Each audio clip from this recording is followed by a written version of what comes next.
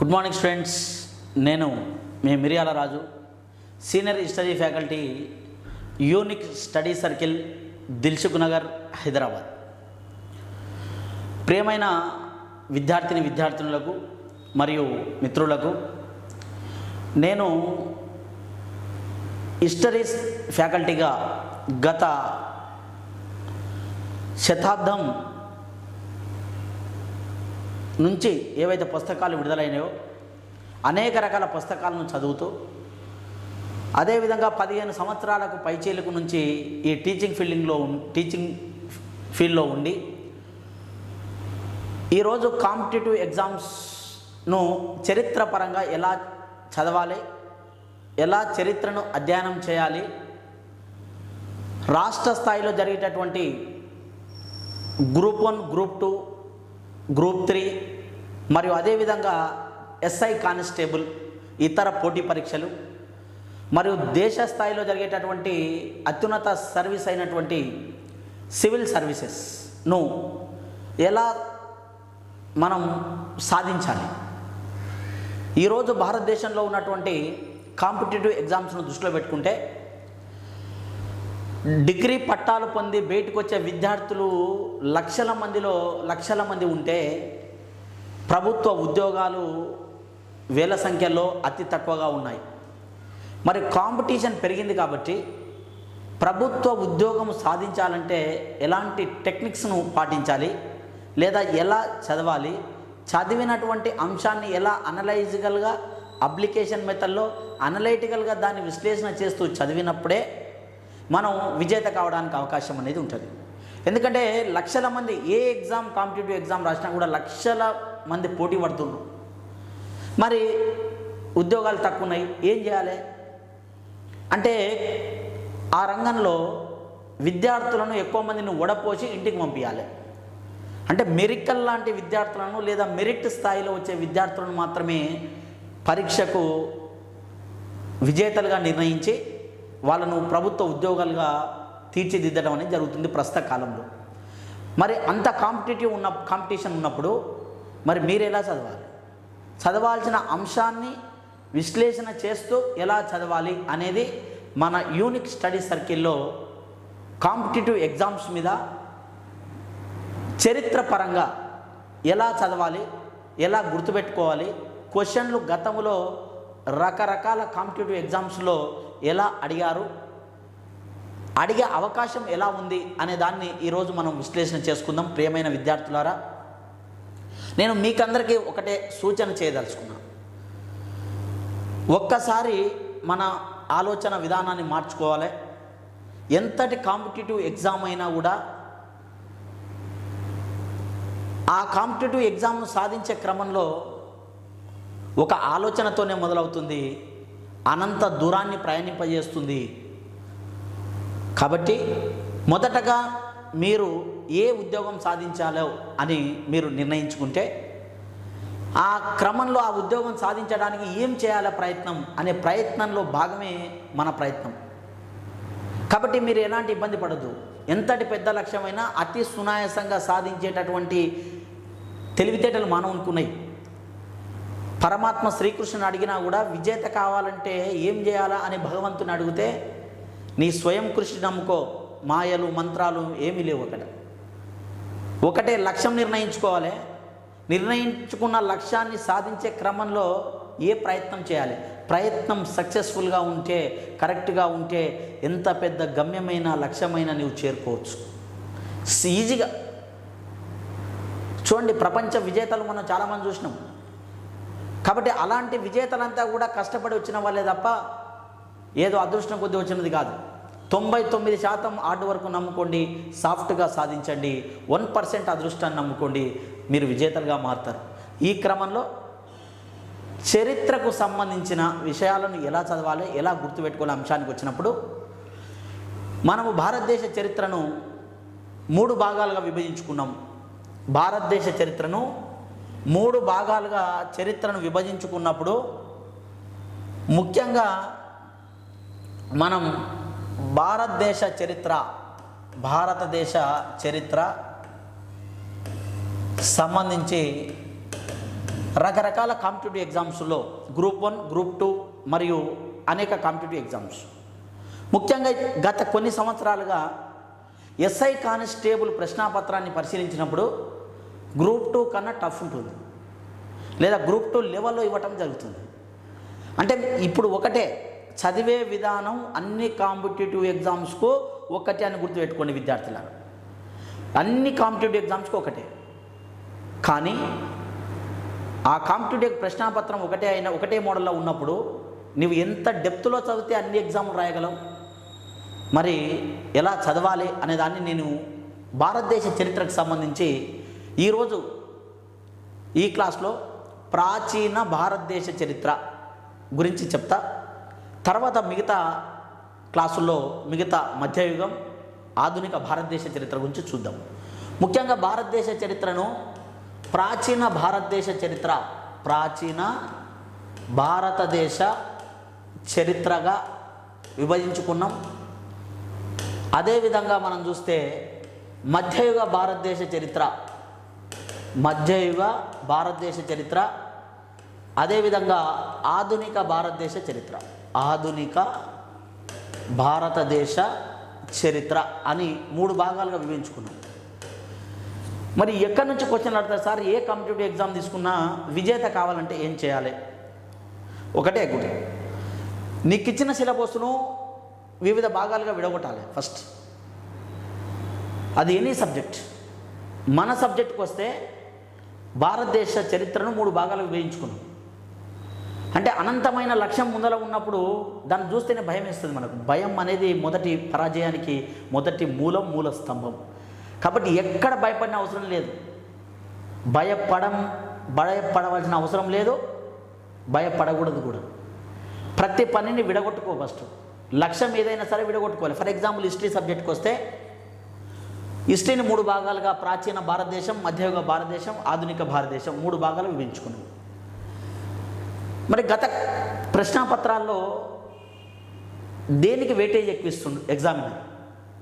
ఏది చదవాలి అంటే మొత్తము ఇంపార్టెంటే, కానీ విభజన చేసుకో, చదవటానికి సులువు అవుతుంది, సగం సక్సెస్ వస్తుంది మీకు. ఎందుకంటే నేను ఆల్రెడీ సిలబస్ నీకు అవగాహన ఉంటుంది. ఏ ఎగ్జామ్ ప్రిపేర్ అవుతున్నావో ఆ ఎగ్జామ్కి సంబంధించిన ప్రిపరేషన్కి సంబంధించిన సిలబస్ కాపీ నీ దగ్గర ఉంటుంది.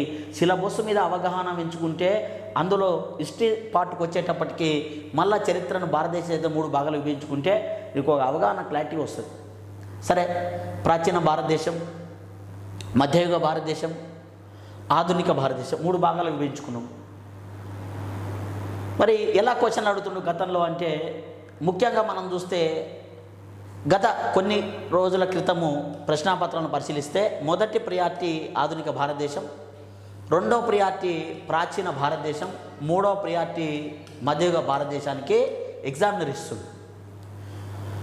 మనం కూడా విశ్లేషణ చేస్తే 3 చరిత్రల్లో ఆధునిక అంటే మనకు కొద్ది సంవత్సరాల క్రితం జరిగిన సంఘటనలు, అంటే ఈ మధ్యనే మన మీద ప్రభావం చూపుతున్నాయి ప్రత్యక్షంగా అని అనుకుంటే, ఎందుకంటే ఇది ప్రభావం మన మీద ప్రత్యక్షంగా చూపుతుంది ఆధునిక భారతదేశ చరిత్ర.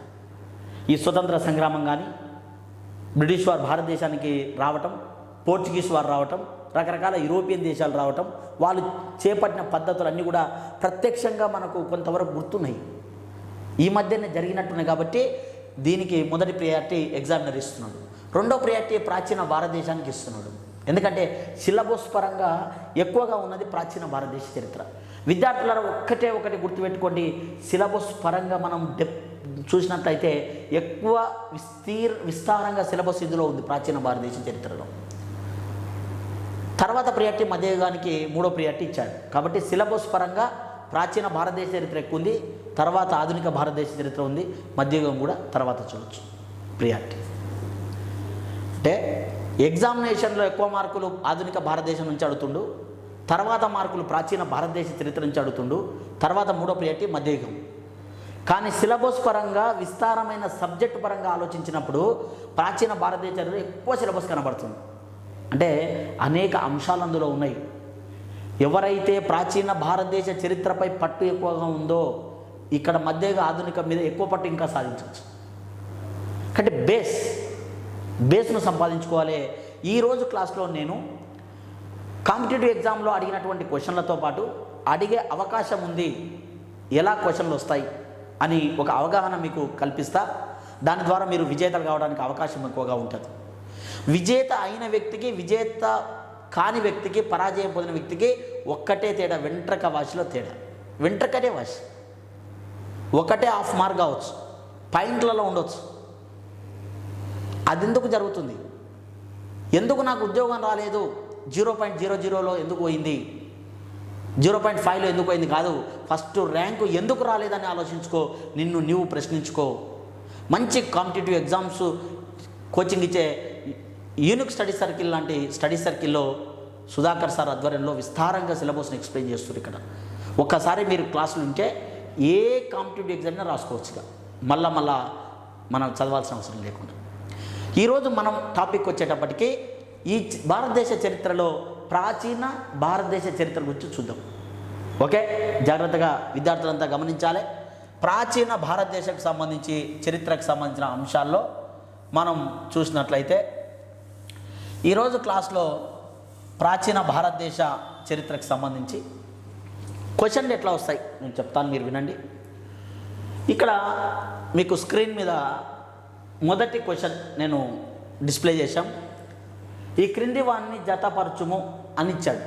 ఎందుకంటే డైరెక్ట్ క్వశ్చన్లు ఇంతకుముందుకు లేవు. ఇంతకుముందు గతంలో డైరెక్ట్ క్వశ్చన్లు వచ్చేవి.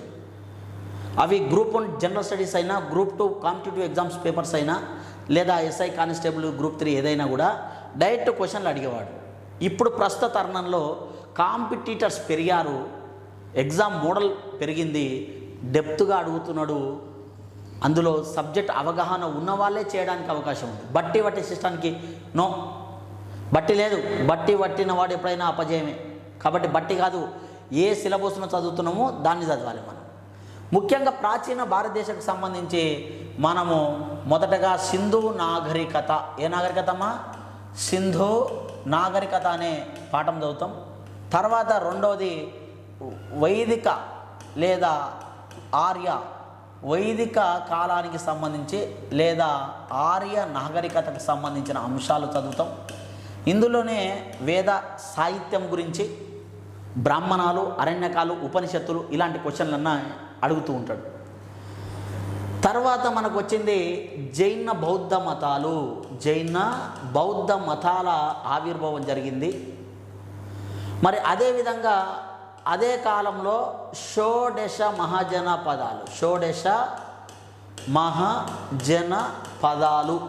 మహాజనపదాలు, అందులో మగధ సామ్రాజ్యం గురించి మనకు అడుగుతాం. మగధను కేంద్రంగా చేసుకుని రాజ్యాలు వచ్చినాయి. ఇక్కడ నుంచి రాజవంశాలు, ఇంతకుముందు రాజవంశాలు లేవు. మగధను కేంద్రంగా చేసుకొని రాజ్యవంశాలు ఆవిర్భవించాయి.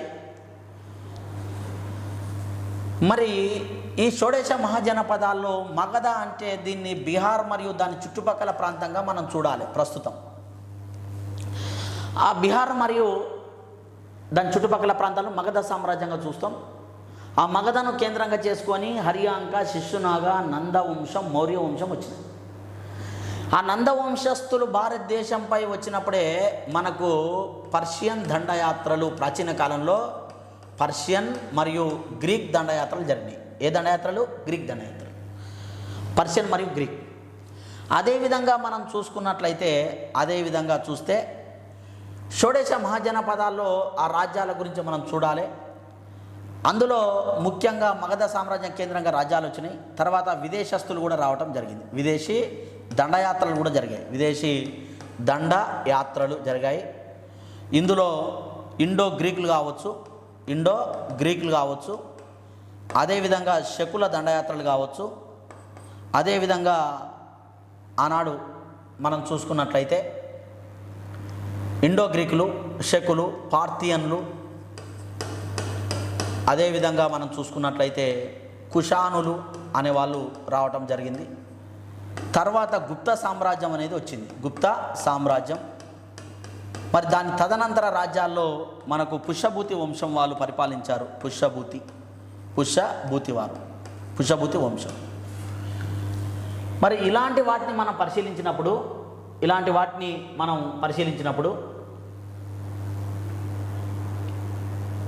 దీనికి సంబంధించి మనం ప్రశ్నాపత్రాల్లో ఎలా అడుగుతున్నాడు ఏంది అనేది చూద్దాం. ఇది సిలబస్కు సంబంధించిన ఆయన. ప్రాచీన భారతదేశ చరిత్రలో సింధు నాగరికత నుంచి గుప్తుల అనంతరము పుష్యభూతి వంశం హర్షవర్ధన్ వరకు, లేదా అరబ్బులు దండయాత్ర తురుష్కుల దండయాత్ర జరిగినంత వరకు ప్రాచీన భారతదేశ సిలబస్గా మనం చూస్తాం. ఇప్పుడు నేను క్వశ్చన్లు ఎక్స్ప్లెయిన్ చేస్తా, చాలా జాగ్రత్తగా వినండి విద్యార్థులారా. ఇక్కడ ఒక మొదటి క్వశ్చన్లో జతపరచుమని ఇస్తుండు, ఎందుకంటే డైరెక్ట్ క్వశ్చన్ లేవు కాబట్టి జతపరచుము అంటే సబ్జెక్టు మీద పూర్తి అవగాహన ఉన్న వాళ్ళే చేయొచ్చు దీన్ని. ఏదో నామమాత్రంగా చదువుకొని పైన చదువుకొని నేను ఉద్యోగానికి ఉరుకుతా అంటే అక్కడ జాబ్ రాదు. సీరియస్గా దీర్ఘకాలికంగా ప్రతిపాదన చేస్తూ ఆ ప్రణాళికను ఏర్పాటు చేసుకొని చదవాలి. అట్లా చదివితేనే ఇట్లాంటి క్వశ్చన్ చేయగలుగుతాం. చూడండి, జతపరచుము జాబితా ఏ జాబితా బిలో ఏమి ఇచ్చాడు అంటే లోతాల్, అర్రప్ప, చానుదారో, కోడ్జి 4 పట్టణాలు ఇచ్చాడు. ఇది సింధు నాగరికత నుంచి క్వశ్చన్. సింధు నాగరికత నుంచి క్వశ్చన్లో అది పట్టణ నాగరికతకు సంబంధించింది కాబట్టి పట్టణాలు ఇచ్చాడు పేర్లు. మరి ఆ పట్టణాల్లో ఏమేమి లభ్యమైనవి అంశాలు అంటే ఆ ప్రాంతాల్లో త్రవ్వకాలు జరిపినప్పుడు ఏమి లభ్యమైనవి అనేది మరో పక్క ఇచ్చాడు. అందులో లోతాల్కి ఎదురుగా యక్షుని విగ్రహము, ఎరుపు రాయితో చెక్కబడిన నగ్న పురుషుని ఛాతి భాగం అంటే మొండెం పైభాగం లాంటిది. నెక్స్ట్ రెండవది మినీ హర్రప్ప సిటీ, కొలతలు తూనికలకు సంబంధం ఉన్న పనిముట్లు లభ్యమయ్యాయి అన్నాడు. మూడో ఆప్షన్లో కోట రక్షణ గోడ లేని ఏకైక నగరం అన్నాడు, లేని నగరం. రాతితో చేసిన బాణబాకార ముద్రణాలు లేదా భాగాలు లభ్యమని ఇచ్చాడు. ఇది క్వశ్చన్. ఇంకా కింద మీకు ఆప్షన్లు ఇస్తాడు మళ్ళీ 1 2 3 4 అంటే నీకు ఆ నగరాలు తెలిసి ఉండాలి, ఆ నగరాల్లో ఏమేమి లభ్యమైనా గుర్తుండాలి, వాటిని మ్యాచ్ ద ఫాలోయింగ్ చేసుకొని కింద ఉన్న ఆప్షన్లు సెలెక్ట్ చేసుకోవాలి. అంటే కనీసం ఒక 3 to 4 minutes పడుతుంది ఎంత మెరుగైన విద్యార్థికి అయినా కూడా. ఇంకా అర్థం కాకుంటే ఎక్కడో నిలిచిపోయి లాస్ట్కి ఏదో ఒక ఆన్సర్ పెట్టి రావాలి. అది తప్ప కరెక్టా భగవంతుని నమ్ముకొని సమాధానం పెట్టి రావాలి. అలాంటి ఆలోచన ఎప్పుడు రావద్దు. ఎగ్జామినర్కే మనం ఎగ్జామ్ పెట్టే విధంగా తయారు కావాలి. అది విద్యార్థి లక్ష్యం. కాబట్టి నీ మీద నీకు నమ్మకం ఉన్నప్పుడు ఇట్లాంటి క్వశ్చన్లు చాలా ఈజీ అవుతాయి. ఎగ్జాంపుల్ నేను చెప్తా చూడండి, మీరు కూడా ఆలోచించండి. లోతాల్ అనేది ఉంది, అర్రప్ప ఉంది, చానుదారో, కోడ్జి. ఒక మ్యాప్ మనకు ఐడియా ఉండాలి. ఒక భారతదేశ పటాన్ని మనం రఫ్గా గీసుకుంటే పాకిస్తాన్ మరియు భారత్లో 2 ప్రాంతాలు సింధు నాగరికత విస్తరించి ఉంది. ఉన్న నగరాలు ఏవి ఎక్కడ ఉన్నాయని ఫస్ట్ అర్థం చేసుకోండి. లోతాల్ ఎక్కడుంది, హర్రప్ప ఎక్కడుంది, చానుదారో ఎక్కడుంది, కోడ్జి ఎక్కడుంది. మొదటిది లోతాల్ మనకు భారతదేశంలో గుజరాత్ రాష్ట్రంలో ఉంది. మరి హర్రప్ప, చానుదారో, కోడ్జి 3 కూడా, హర్రప్ప కూడా భారతదేశంలో లేదు, పాకిస్తాన్లో ఉంది ప్రస్తుతం, పంజాబ్ రాష్ట్రంలో ఉంది, మాంట్ ఘుమరి జిల్లాలో విస్తరించి ఉంటుంది. అదేవిధంగా ఇది హర్రప్ప రావి నది ఒడ్డున ఉంది, లోతాల్ భగోవా నది ఒడ్డున ఉంటుంది. మరి చానుదారో అనేది సింధు నది ఎడమ గట్టున ఉంది, నది ఫ్లో చేస్తుంది. మరి దానికి అటువైపు ఉందా ఇటువైపు ఉందా అనేది కూడా చూసుకోవాలి. ఎందుకంటే ఆనాడు హర్రప్ప, మొహంజోదారో అనేది 2వ ముఖ్యమైన నగరం కనుగొన్నారు. మరి అది సింధు నదికి కుడిగట్టున అది ఉంది, ఎడమగట్టున చానుదారో ఉంది. అట్లా గుర్తుపెట్టుకోవాలి ఏ నది ఒడ్డున ఉంది. అట్లాంటి అంశాలన్నీ కూడా ఒక ఇట్లా విశ్లేషణ ఇట్లా మైండ్లో తిరుగుతూ ఉండాలి. క్వశ్చన్లు ఒక ఆస్పిరెంట్ ఉద్యోగం సాధించే అభ్యర్థి ఎగ్జామినర్ రూపొందించిన క్వశ్చన్కే సవాలు విసిరే విధంగా ఉండాలి. కోడ్జి అనేది మనకు పాకిస్తాన్లో ఉంది. ఇది కూడా పాకిస్తాన్ దక్షిణ భాగంలో విస్తరించి ఉంది, బెలూచిస్తాన్ పక్కన ఉంటుంది. మరి ఈ నగరాలన్నీ కూడా మనం చూసుకుంటే మరి అందులో ఏమి లభ్యమైనవి అని మనం చూస్తే చూడండి, మీకు లోతాలు, హర్రప్ప, కోడ్జి ఈ 4 గురించి పూర్తిగా అవగాహన లేదు, 1 2 గురించి మీకు తెలుసు, మిగతాయి తెలియదు అని అనుకుంటే, ఫర్ ఎగ్జాంపుల్ మీకు లోతాల్ గురించి తెలుసు, లేదా హర్రప్పనో, చానుదారో, కోడ్జిలో 2 అంశాలు తెలుసు. ఏది మీకు తెలుసు అంటే ఎగ్జాంపుల్ చూడండి, ఎగ్జాంపుల్ చానుదారో గురించి మీకు తెలుసు అనుకోండి. చానుదారోలో ఈ 4 ఏది కనుగొన్నది అనేది మీరు చూసుకోండి. చానుదారో అందులో మీకు డైరెక్ట్గా ఎదురుగా ఉంది ఆప్షను కోట గోడ లేని ఏకైక నగరం. కోట గోడ లేని ఏకైక నగరం చానుదారో. అయిపోయి అంటే దీని అర్థం ఏంది? సి ఆప్షన్ 3 ఆప్షన్కు సరిపోయిందని అర్థం. 3వ ఆప్షన్. ఇది ఒకటి. అంటే మిగతా మూడు, మరి మిగతా మూడిట్లో ఏది సమాధానం గుర్తుపెట్టుకున్నప్పుడు చూడండి, మీకు లోతాల్ అనే ప్రాంతాన్ని తీసుకోండి. ఇది గుజరాత్ రాష్ట్రంలో భగోవా నది ఒడ్డున ఉంది. సింధు నాగరికతలో అతి ముఖ్యమైన నగరం ఇది ఒకటి. ఓడరేవు కలిగింది, పరిశ్రమలు ఎక్కువగా అభివృద్ధి చెందినాయి. అందుకే దాన్ని మినీ హర్రప్పతో పోల్చినాం. అంటే ఇట్లా గుర్తుపెట్టుకున్నప్పుడు మినీ హర్రప్ప అంటే లోతాల్ అనేది మినీ హర్రప్ప సిటీ అంటారు. ఇక్కడ కొలతలు, తూనికలు సంబంధ పనిముట్లు, అదేవిధంగా చెస్ బోర్డు కూడా లభ్యమని చెప్పిన. చెస్కి సంబంధించిన అంశం ఎక్కడ కనుగొనబడింది అంటే లోతాల్లో కనుగొన్నారు. కొలతలు, తూలికలకు సంబంధించిన అంశాలు కూడా ఇక్కడ కనుగొన్నారు. అయిపోయింది కదా అంశం. అంటే మినీ హర్రప్ప సిటీ అని ఎందుకు అన్నాం అనేది డౌటు. మినీ హర్రప్ప, హర్రప్ప నాగరికత మొత్తము దీన్ని మినీ హర్రప్ప అని. ఇప్పుడు మనం ఎగ్జాంపుల్ ఒక ఖండము, ఉపఖండం అని జాగ్రఫీలో చెప్తాం. ఒక విస్తీర్ణమైన భూభాగం ఉండి ఉష్ణోగ్రతలు కానీ, వర్షపాతం కానీ, లేదా అదేవిధంగా ఆర్ద్రత కానీ, ఇలాంటి అంశాల్లో భిన్నమైన పరిస్థితులు ఒక ఖండంలో ఉంటాయి. ఆ ఖండంలో ఉన్న భిన్నమైన భౌగోళిక పరిస్థితులు ఒక చిన్న ప్రాంతానికి ఉంటే దాన్ని ఉపఖండం అని. ఇక్కడ కూడా ఒక నాగరికత విస్తారమైనది, పెద్దది, దానికి ఉన్నటువంటి అనేక రకాల లక్షణాలు లేదా అంశాలు ఒక నిర్ణీతమైన ప్రాంతంలో ఉంటే దాన్ని మినీ హర్రప్ప అనొచ్చు. ఇది హర్రప్ప నాగరికత కదా, మినీ హర్రప్ప అన్నారు ఇక్కడ. అందుకే రెండో ఆప్షన్ కరెక్ట్గా తీసుకోవాలి. చూడండి, మరి ఇట్లాంటివన్నీ మనం గుర్తుపెట్టుకోవాలి. ఇక మీకు హర్రప్ప అనే ప్రాంతం ఉంది. ఈ హర్రప్ప మనం ఇట్లా గుర్తుపెట్టుకోవచ్చు. ఎందుకంటే సింధు నాగరికత నగరాల్లో మొట్టమొదట కనుగొన్నారు 1921లో దయారాం సహాని అనే వ్యక్తి అని. మరి ఇక్కడ నగ్న పురుషుని ఛాతి భాగం అనేది గుర్తుపెట్టుకోండి. ఎరుపు రాయితో చెక్కబడిన నగ్న పురుషుని రాతి భాగం అని కనుగొన్నారు అక్కడ. అంటే మీకు రెండు తెలిస్తే మిగతా తెలియచ్చు. ఎందుకంటే హర్రప్పను యక్షుని విగ్రహము ఎరుపుని రాయితో చెక్కబడిన నగ్న పురుషుడు ఉంది అని గుర్తుపెట్టుకోండి. మరి అది కరెక్ట్ అయినప్పుడు ఆటోమేటిక్గా నాలుగోది మీకు తెలియకున్నా అది నాలుగో దానికే కరెక్ట్ అవుతుంది. అంటే దీన్ని విశ్లేషణ చేసుకోవాలి. ఫస్ట్ చదివిన అంశాలు నీవు ఎగ్జామ్ కన్నా ముందు ఏమేమి చదివావు అనేది నీ మైండ్లో ఉంటే ఇలాంటి రెండు తెలిసినా మిగతా పెట్టేయచ్చు. ఇప్పుడు హర్రప్ప తెలిసింది, చానుదారు తెలిసింది, మిగతా అన్నింటినీ ఈజీగా నువ్వు చేయొచ్చు. లేదా లోతాల్ కోట్జీ తెలిసింది, ఈ రెండు తెలియదు. రెండు తెలిస్తే ఇంకా ఆన్సర్ మిగతా రెండిట్లో ఉంటుంది. తెలిసినవి పక్కన పెట్టేసాయి, తెలియనివి ఏంటివి, దానికి ఉన్న సమాధానాలు ఏంటివి. కొద్దిగా నీ బుర్ర ఆలోచిస్తే గతంలో నీవేం చదివినవు, క్లాస్లో ఏం విన్నావు, విన్నదానికి నీవు చదివిన దానికి ఇక్కడ పేపర్కి ఏమన్నా సంబంధం ఉందా అని ఒక్క నిమిషం ఆలోచిస్తే విజేత మార్క్ వస్తుంది నీకు. డియర్ స్టూడెంట్స్, గుర్తుపెట్టుకోండి, లాజిక్గా ఎగ్జామినర్ని దెబ్బ కొట్టాలి. క్లాస్ రూమ్లో ఎంత ప్రజెంటేషన్గా నీవు క్లాస్ వింటావో ఎగ్జామ్లో కూడా ఆ క్వశ్చన్ పేపర్ మీద అంత దృష్టి ఉండాలి. కాన్సన్ట్రేషన్ చేస్తూ నీ డైవర్ట్ కాకుండా ఆన్సర్ చేసినప్పుడు ఎంత పెద్ద సివిల్ సర్వీస్ అయినా మొక్కరెళ్తుంది. అట్లా ఆన్సర్ చేయాలి. అంటే దీని అర్థమైంది, ఏ ఆప్షను రెండోది, బి ఆప్షను 1, చానుదారు 3, 4. ఫస్ట్ ఈ రెండు చూసుకోండి ఎక్కడ ఉన్నాయి. ఏ 2, బి 1, మూడోది 3, కాబట్టి ఇది తప్పు. అంటే 2, 1, 3, 4. 2, 1, 3, 4 ఎక్కడుంది? 2, 1, 3, 4 ఇది తప్పు, ఇది తప్పు, ఇది తప్పు, ఇది కరెక్ట్ అవుతుంది. అంటే లోతాల్ అనేది రెండో దానికి ఆప్షన్ అంటే ఏ 2కు ఆన్సర్ అయింది. హర్రప్ప అనే దానికి 1వ ఆన్సర్ కరెక్ట్ అయింది, బి 1 కరెక్ట్ అయింది, సికి 3 ఉంది కాబట్టి డికి 4 ఉంది కాబట్టి ఇది కరెక్ట్.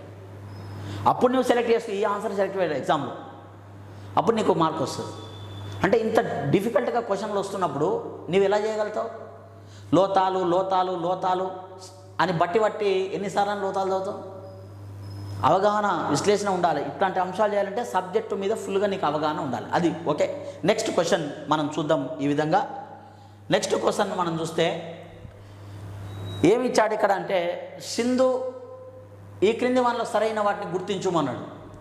సరైన వాటిని గుర్తించుము క్రింది వానిలో. క్వశ్చన్ ఇది చూడండి. ఈ ఆప్షన్లో ఏమిచ్చాడు? సింధు నాగరికత 4 దశల్లో మొదటి దశను పూర్వ హరప్పగా, అంటే ఇక్కడ ఏమి ఇచ్చాడంటే సింధు నాగరికత 4 దేశాల్లో అభివృద్ధి చెందింది. సింధు నాగరికత ఎన్ని దేశాల్లో అభివృద్ధి చెందింది? 4 దేశాల్లో అభివృద్ధి చెందిందంట. చూడండి, ఫర్ ఎగ్జాంపుల్ ఒక పిల్లవాడు తల్లి గర్భం నుంచి బయటికి వచ్చినప్పుడు ఎమ్మడే రన్నింగ్ రేస్లో పాల్గొంటాడా? పాల్గొన్నాడు. పాకుతాడు, నిల్చుంటాడు, తర్వాత నడక. అంటే మానవ జీవితంలో దశలు ఏ విధంగా అయితే ఉంటాయో సింధు నాగరికత కూడా 4 దేశాల్లో అభివృద్ధి చెందిందని ఫస్ట్ మన కాన్సెప్ట్ అర్థం చేసుకోవాలి. పుస్తకంలో ఎక్కడుంది? క్లాస్ రూమ్లో సార్ చెప్పాడా? ఇలాంటివన్నీ కూడా మనం విశ్లేషణ చేసుకోవాలి. అప్పుడు మాత్రం విజేత కావడానికి అవకాశం ఉంటుంది. ఇక్కడ ఈ క్వశ్చన్లో కూడా అదే అడుగుతున్నాడు. సింధు నాగరికత 4 దేశాలలో, అంటే 4 దేశాలు ఉన్నాయి సింధు నాగరికత అభివృద్ధి చెంది పతనం కావడానికని అర్థం చేసుకోవాలి. మొదటగా ఏమన్నాడు ఇందులో? మొదటి దేశను పూర్వ హరప్పగా, ఇది మొహర్గర్ ప్రాంతం లేదా బెలుచిస్తాన్ ప్రాంతంగా, ఇక్కడ పశుపాలన సంచార గణాలు. అంటే మనం ఒకటి గుర్తుపెట్టుకోవాలి, మొదటి దేశంలో ప్రజలు పశుపాలక సంచార గణాలుగా ఉన్నారు. అది ఆ బిట్టు చదివినప్పుడు మనం అర్థం చేసుకోవాలి. ఇది మొత్తంగా అవసరం లేదు. మొహర్గర్ అనే ప్రాంతంలో పశుపాలక సంచార గణాలుగా వ్యవసాయదారులుగా మారిన దిశగా పేర్కొంటాం. అంటే పశుపాలక సంచార గణాలుగా ఉండి చివరిగా ఎలా మారినరు? వ్యవసాయం. చూడండి విద్యార్థులారా, ఒక్క క్వశ్చన్ మీకు చెప్తా చూడండి. ఇక్కడ ఇంకోటి ఇందులోనే ఉంది ఇంకో క్వశ్చను. ఎట్లా అంటే ఇక్కడ పశుపాలక సంచార జాతులుగా ఉండి ఎలా మారినరు? వ్యవసాయదారులు. అంటే మొహర్గర్ అనే ప్రాంతంలో మొదటగా వ్యవసాయం చేసిండ్రు అని అర్థం. ఇది ఇండైరెక్ట్ క్వశ్చన్. డైరెక్ట్గా క్వశ్చన్ ఇట్లా కూడా అడగవచ్చు. సింధు నాగరికత ప్రజలు మొదటగా వ్యవసాయాన్ని ఎక్కడ ప్రారంభించారు? ఇందులోనే ఉంది క్వశ్చన్. ఇట్లా అడుగుతా అట్లా అడగవచ్చు. అంటే నీవు ఆలోచించే విధానం మార్చుకో, నీ యొక్క మెంటాలిటీని మార్చుకో, అప్పుడు మాత్రం విజేత అవుతావు. ఆలోచన విధానం ఒకే దానిలో క్వశ్చన్ అడుగుతుంది ఇక్కడ. అంటే సింధు నాగరికత 4 దేశాల్లో మొదటి దేశ పూర్వ హరప్ప, ఇది మొహర్గర్ ప్రాంతముగా లేదా బెలుచిస్తాన్ ప్రాంతంగా పేర్కొంటాం. ఇక్కడ పశుపాలక సంచార గణాలు అంటే మొదటగా సింధు ప్రజలు పశువులను మేపుతూ జీవించారని, తర్వాత వ్యవసాయం ప్రారంభించారంట ఇక్కడ. అంటే ఇక్కడ పశుచారక గణాలు ఉన్నాయి, తర్వాత ఏం ప్రారంభించారు? వ్యవసాయం. అంటే సింధు నాగరికత కాలంలో ప్రజలు మొదటగా వ్యవసాయాన్ని ఎక్కడ ప్రారంభించారు? మొహర్గర్, బెలుచిస్తాన్, పాకిస్తాన్లో ఉంది. గుర్తుపెట్టుకోవాలి. అంటే అది ఇది చూడండి ఎంత టెక్నికల్గా క్వశ్చన్ అడుగుతున్నాడు ఎగ్జామినర్. రెండోది ఏమి ఇచ్చిన ఆప్షన్? కోడ్జీ ప్రాంతం మూల హరప్పగా. అంటే రెండో స్టెప్. ఇంతకుముందు ఫస్ట్ క్వశ్చన్లో మనం చూసాం కోడ్జీ ప్రాంతం. ఇక్కడ కోడ్జీ ప్రాంతం మూల హరప్పగా, అంటే అదేమో పూర్వ హరప్ప, ఇది మూల హరప్ప, సెకండ్ స్టేజ్. ఈ దేశంలో పెద్ద గ్రామాలు ఆవిర్భవించి పట్టణాలుగా మార్పు చెందిన దేశం. చూడండి, అంటే పెద్ద గ్రామాలు వచ్చినాయి. పశుచారక గణాల నుంచి గ్రామాలు ఏర్పాటు చేసుకున్నారు, పట్టణాలుగా కూడా మార్పు చెందినాయి ఇక్కడ. చూడండి. మరి మూడో దేశం ఏమనం? పరిణతి దేశగా. ఇది కాలిబంగన్ ప్రాంతంలో ఉంది. అంటే 4 దేశాల్లో మొదటి 2 దేశాలు పాకిస్తాన్లో ఉంటే కాలిబంగన్ అనేది భారతదేశంలో ఉంది. అంటే మూడో దేశ భారత్లో ప్రస్తుతం ఉంది అని అర్థం. రాజస్థాన్ రాష్ట్రంలో కాలిబంగన్ అనే ప్రాంతం విస్తరించి ఉంది. మరి నగరాలు అభివృద్ధించిన దేశంగా పేర్కొంటాం. చూడండి, ఇక్కడ పశుపాలన, వ్యవసాయం. రెండో దేశంలో గ్రామాలు, పెద్ద గ్రామాలు వచ్చినాయి, అవి తర్వాత పట్టణాలుగా మారినాయి. పట్టణం మూడో దేశంలో ఎలా మారింది? నగరము. ఇక్కడ పట్టణం అంటున్నాం, ఇక్కడ నగరాలు ఆవిర్భవించాయి. తేడా గుర్తుపెట్టాలి ఏం జరుగుతుంది అని. దేశాలు మీరు చిన్నప్పుడు స్కూల్, ఇంటర్, డిగ్రీ తర్వాత ఏం చేయాలి? ప్రభుత్వ ఉద్యోగం సాధించాలి. ఏ ప్రభుత్వ ఉద్యోగం సాధించాలా? ఎస్ఐ జాబ్ కొట్టాలి. తర్వాత మిగతా కాంపిటేటివ్ ఎగ్జామ్స్. మరి ఎస్ఐ సాధించాలంటే మీరేం చేయాలి? అంటే మీ స్టేజ్ ఏమైంది? పెరుగుతుంది. విద్యార్థి దేశం నుంచి ఉద్యోగాన్ని సాధించే స్థాయికి ఎదిగిండ్రు. ఎడ్యుకేషన్ కంప్లీట్ చేసుకుని స్టడీ సర్కిల్ ఎంచుకోవాలి. ఎస్ఐ ఉద్యోగాలు సాధిస్తున్న అతి ఉన్నతమైన సంస్థ ఏది రాష్ట్రాల్లో, తెలుగు రాష్ట్రాలు అంటే యూనిక్ స్టడీ సర్కిల్ ఎంచుకోవాలి. అంటే నీ దేశ పెరుగుతుంది. అక్కడ ఉద్యోగం సాధించే క్రమంలో నువ్వు ముందుకు పోతున్నావు. ఇక్కడ కూడా పశుచాలక గణాల నుంచి గ్రామాలు, గ్రామాల నుంచి పట్టణాల నుంచి నగరాలకు వచ్చింది. ఇక 4th ఆప్షన్లో ఏమడిగినామా అంటే సింధు నాగరికత దేశాల్లో చివరిది, లాస్ట్, అంటే 4వ దేశ అనంతర హరప్ప దేశగా. ఇది లోతాల్లో కనబడి నగరాలు పతనోన్ముఖమైనవి. మానవ జీవితంలో వయోజన దశ తర్వాత పతనోన్ముఖ దశ అవుతుంది. ఇక్కడ కూడా అదే, ఏ నగరమైనా ప్రపంచంలో లేదా సృష్టిలో అత్యున్నత స్థాయికి ఎదిగి మళ్ళీ డౌన్ఫాల్ అవుతుంటుంది. ఈ 4 చూడండి, అంటే ఒక క్వశ్చన్లో అన్ని అంశాలు ఉన్నాయి అక్కడ. ఇంకా నువ్వు మళ్ళీ ప్రత్యేకంగా ఒక్కొక్క అంశం చదవాల్సిన అవసరం లేదు. కాబట్టి చాలా జాగ్రత్తగా గుర్తుపెట్టుకోవాలి. చదివేటప్పుడు నీవు before going to the exam ఏం చేయాలి? ఆత్మవిశ్వాసం ఉండాలి, పట్టుదల ఉండాలి. క్లాస్ రూమ్లో నీవు కూర్చుంటే జీరోగా అనుకోవాలి, నాకేమీ రాదనుకోవాలి, ప్రశాంతమైన తెల్ల పేపర్ వల్ల అక్కడ కూర్చోవాలి, ఫ్యాకల్టీ చెప్పింది, స్టడీ సర్కిల్ మేనేజ్మెంట్ చెప్పింది వినాలి, నీ మైండ్లో బుర్రకెక్కించుకోవాలి. అప్పుడు ఎగ్జామ్లో నీవు హీరో అవుతావు. కాబట్టి నువ్వు హీరో కావాలన్నా జీరో కావాలన్నా నీ చేతిలోనే ఉంది. డిసైడ్ చేసుకో మిత్రమా, నీవేం కావాలనుకుంటున్నావో అదే అవుతావు, ఏం కావద్దనుకున్నావో అది అసలే కావు, ఏం కావాలనుకుంటున్నావు అదే అవుతావు. నీవు ఏ కావాలనుకుంటున్నావో అది కావాలంటే క్లాస్ రూమ్లో ఫ్యాకల్టీ చెప్పింది వినాలి. కాబట్టి ఇక్కడ ఈ క్రింది వాటిని గుర్తించి మన దాంట్లో 4 ఆప్షన్లలో 4 దశలు 4 విధాలుగా వర్ణించింది. గుర్తుపెట్టుకోవాలి. మొదటి దశ ఎక్కడొచ్చింది, రెండో దశ ఎక్కడొచ్చింది, మూడో దశ ఎక్కడుంది, 4వ దశ ఎక్కడుంది. మొదటిది ఏముంది, బెలూచిస్తాన్లో ఉంది, రెండవది కోట్జీ ప్రాంతంలో ఉంది, మూడోది కాలిబంగన్ ప్రాంతంలో కనబడుతుంది, 4వది ఎక్కడ కనబడుతుంది, లోథాల్ గుజరాత్లో కనబడుతుంది. ఎలా క్వశ్చన్ అడుగుతాడు దీని మీద? ఇంకో ఇండైరెక్ట్ క్వశ్చన్ చెప్తా వినండి. ఇండైరెక్ట్ క్వశ్చన్ చెప్తా. ఎలా అడుగుతాడమ్మా క్వశ్చన్ అంటే, సింధు నాగరికత కాలంలో, ఇందులోనే ఇంకో క్వశ్చన్ చేస్తున్నాను, సింధు నాగరికత కాలంలో పరిణతి దశ కనబడుతున్నది ఈ ప్రాంతంలో ఎక్కడ కనబడుతుంది అని అడుగుతాడు కాలిబంగన్. పరిణతి అంటే ఇంకా అత్యున్నతమైనది, ఇంకా డౌన్ఫాలే, ఇంకా ఎదిగేది లేదు అక్కడ. కాలిబంగన్ 3 దేశాలు కనబడుతున్నాయి అక్కడ. అంటే ఇక్కడ నేనేం చెప్తున్నా అంటే, క్రింది వానలో సరైన వాటిని గుర్తు అంటే కింద ఆప్షన్లు ఇచ్చాడు మళ్ళీ మీకు. ఈ 4గిట్లో ఏది కరెక్టు అంటే చూడండి, ఏబిసిడి సరైనవే, అన్నీ కరెక్టేగా. ఈ 3 ఆప్షన్లు కూడా రాంగేగా. మొదటి ఆప్షన్లో ఏసిడి సరైనవని ఇచ్చాడు, రెండో దానిలో ఏబిసిడి సరైనవని ఇచ్చాడు, మూడో దానిలో డి మాత్రమే సరైనది, కానీ ఏసి కొంతవరకు సరైనవన్నాడు. కొంతవరకు సరైనవి, కొంత సరిగానే ఉంటాయా? ఉండవు. అంటే మన ఆలోచన విధానాన్ని డైవర్ట్ చేయడానికి ఎగ్జామినర్ చెప్తాడు, అది గుర్తించాలి. ఇంకా 4వ ఆప్షన్లో బిడిఏ మాత్రమే సరైనవి. చూసారా, ఎలా ఎగ్జామినర్ క్వశ్చన్ అడిగినా ఈ 4 ఆప్షన్లు మన బుర్రలో ఉన్నప్పుడు విజేత ఎలాగావో నిర్ణయించుకో. అర్ధరాత్రి నిద్రిస్తున్న నిన్ను మేల్కొల్పేది నీ లక్ష్యం, నీ పేదరికం, నీవు జాబు సాధించవలసిన అత్యవసర పరిస్థితులను ఆ దిశగా నడిపించేది నీ పట్టుదల.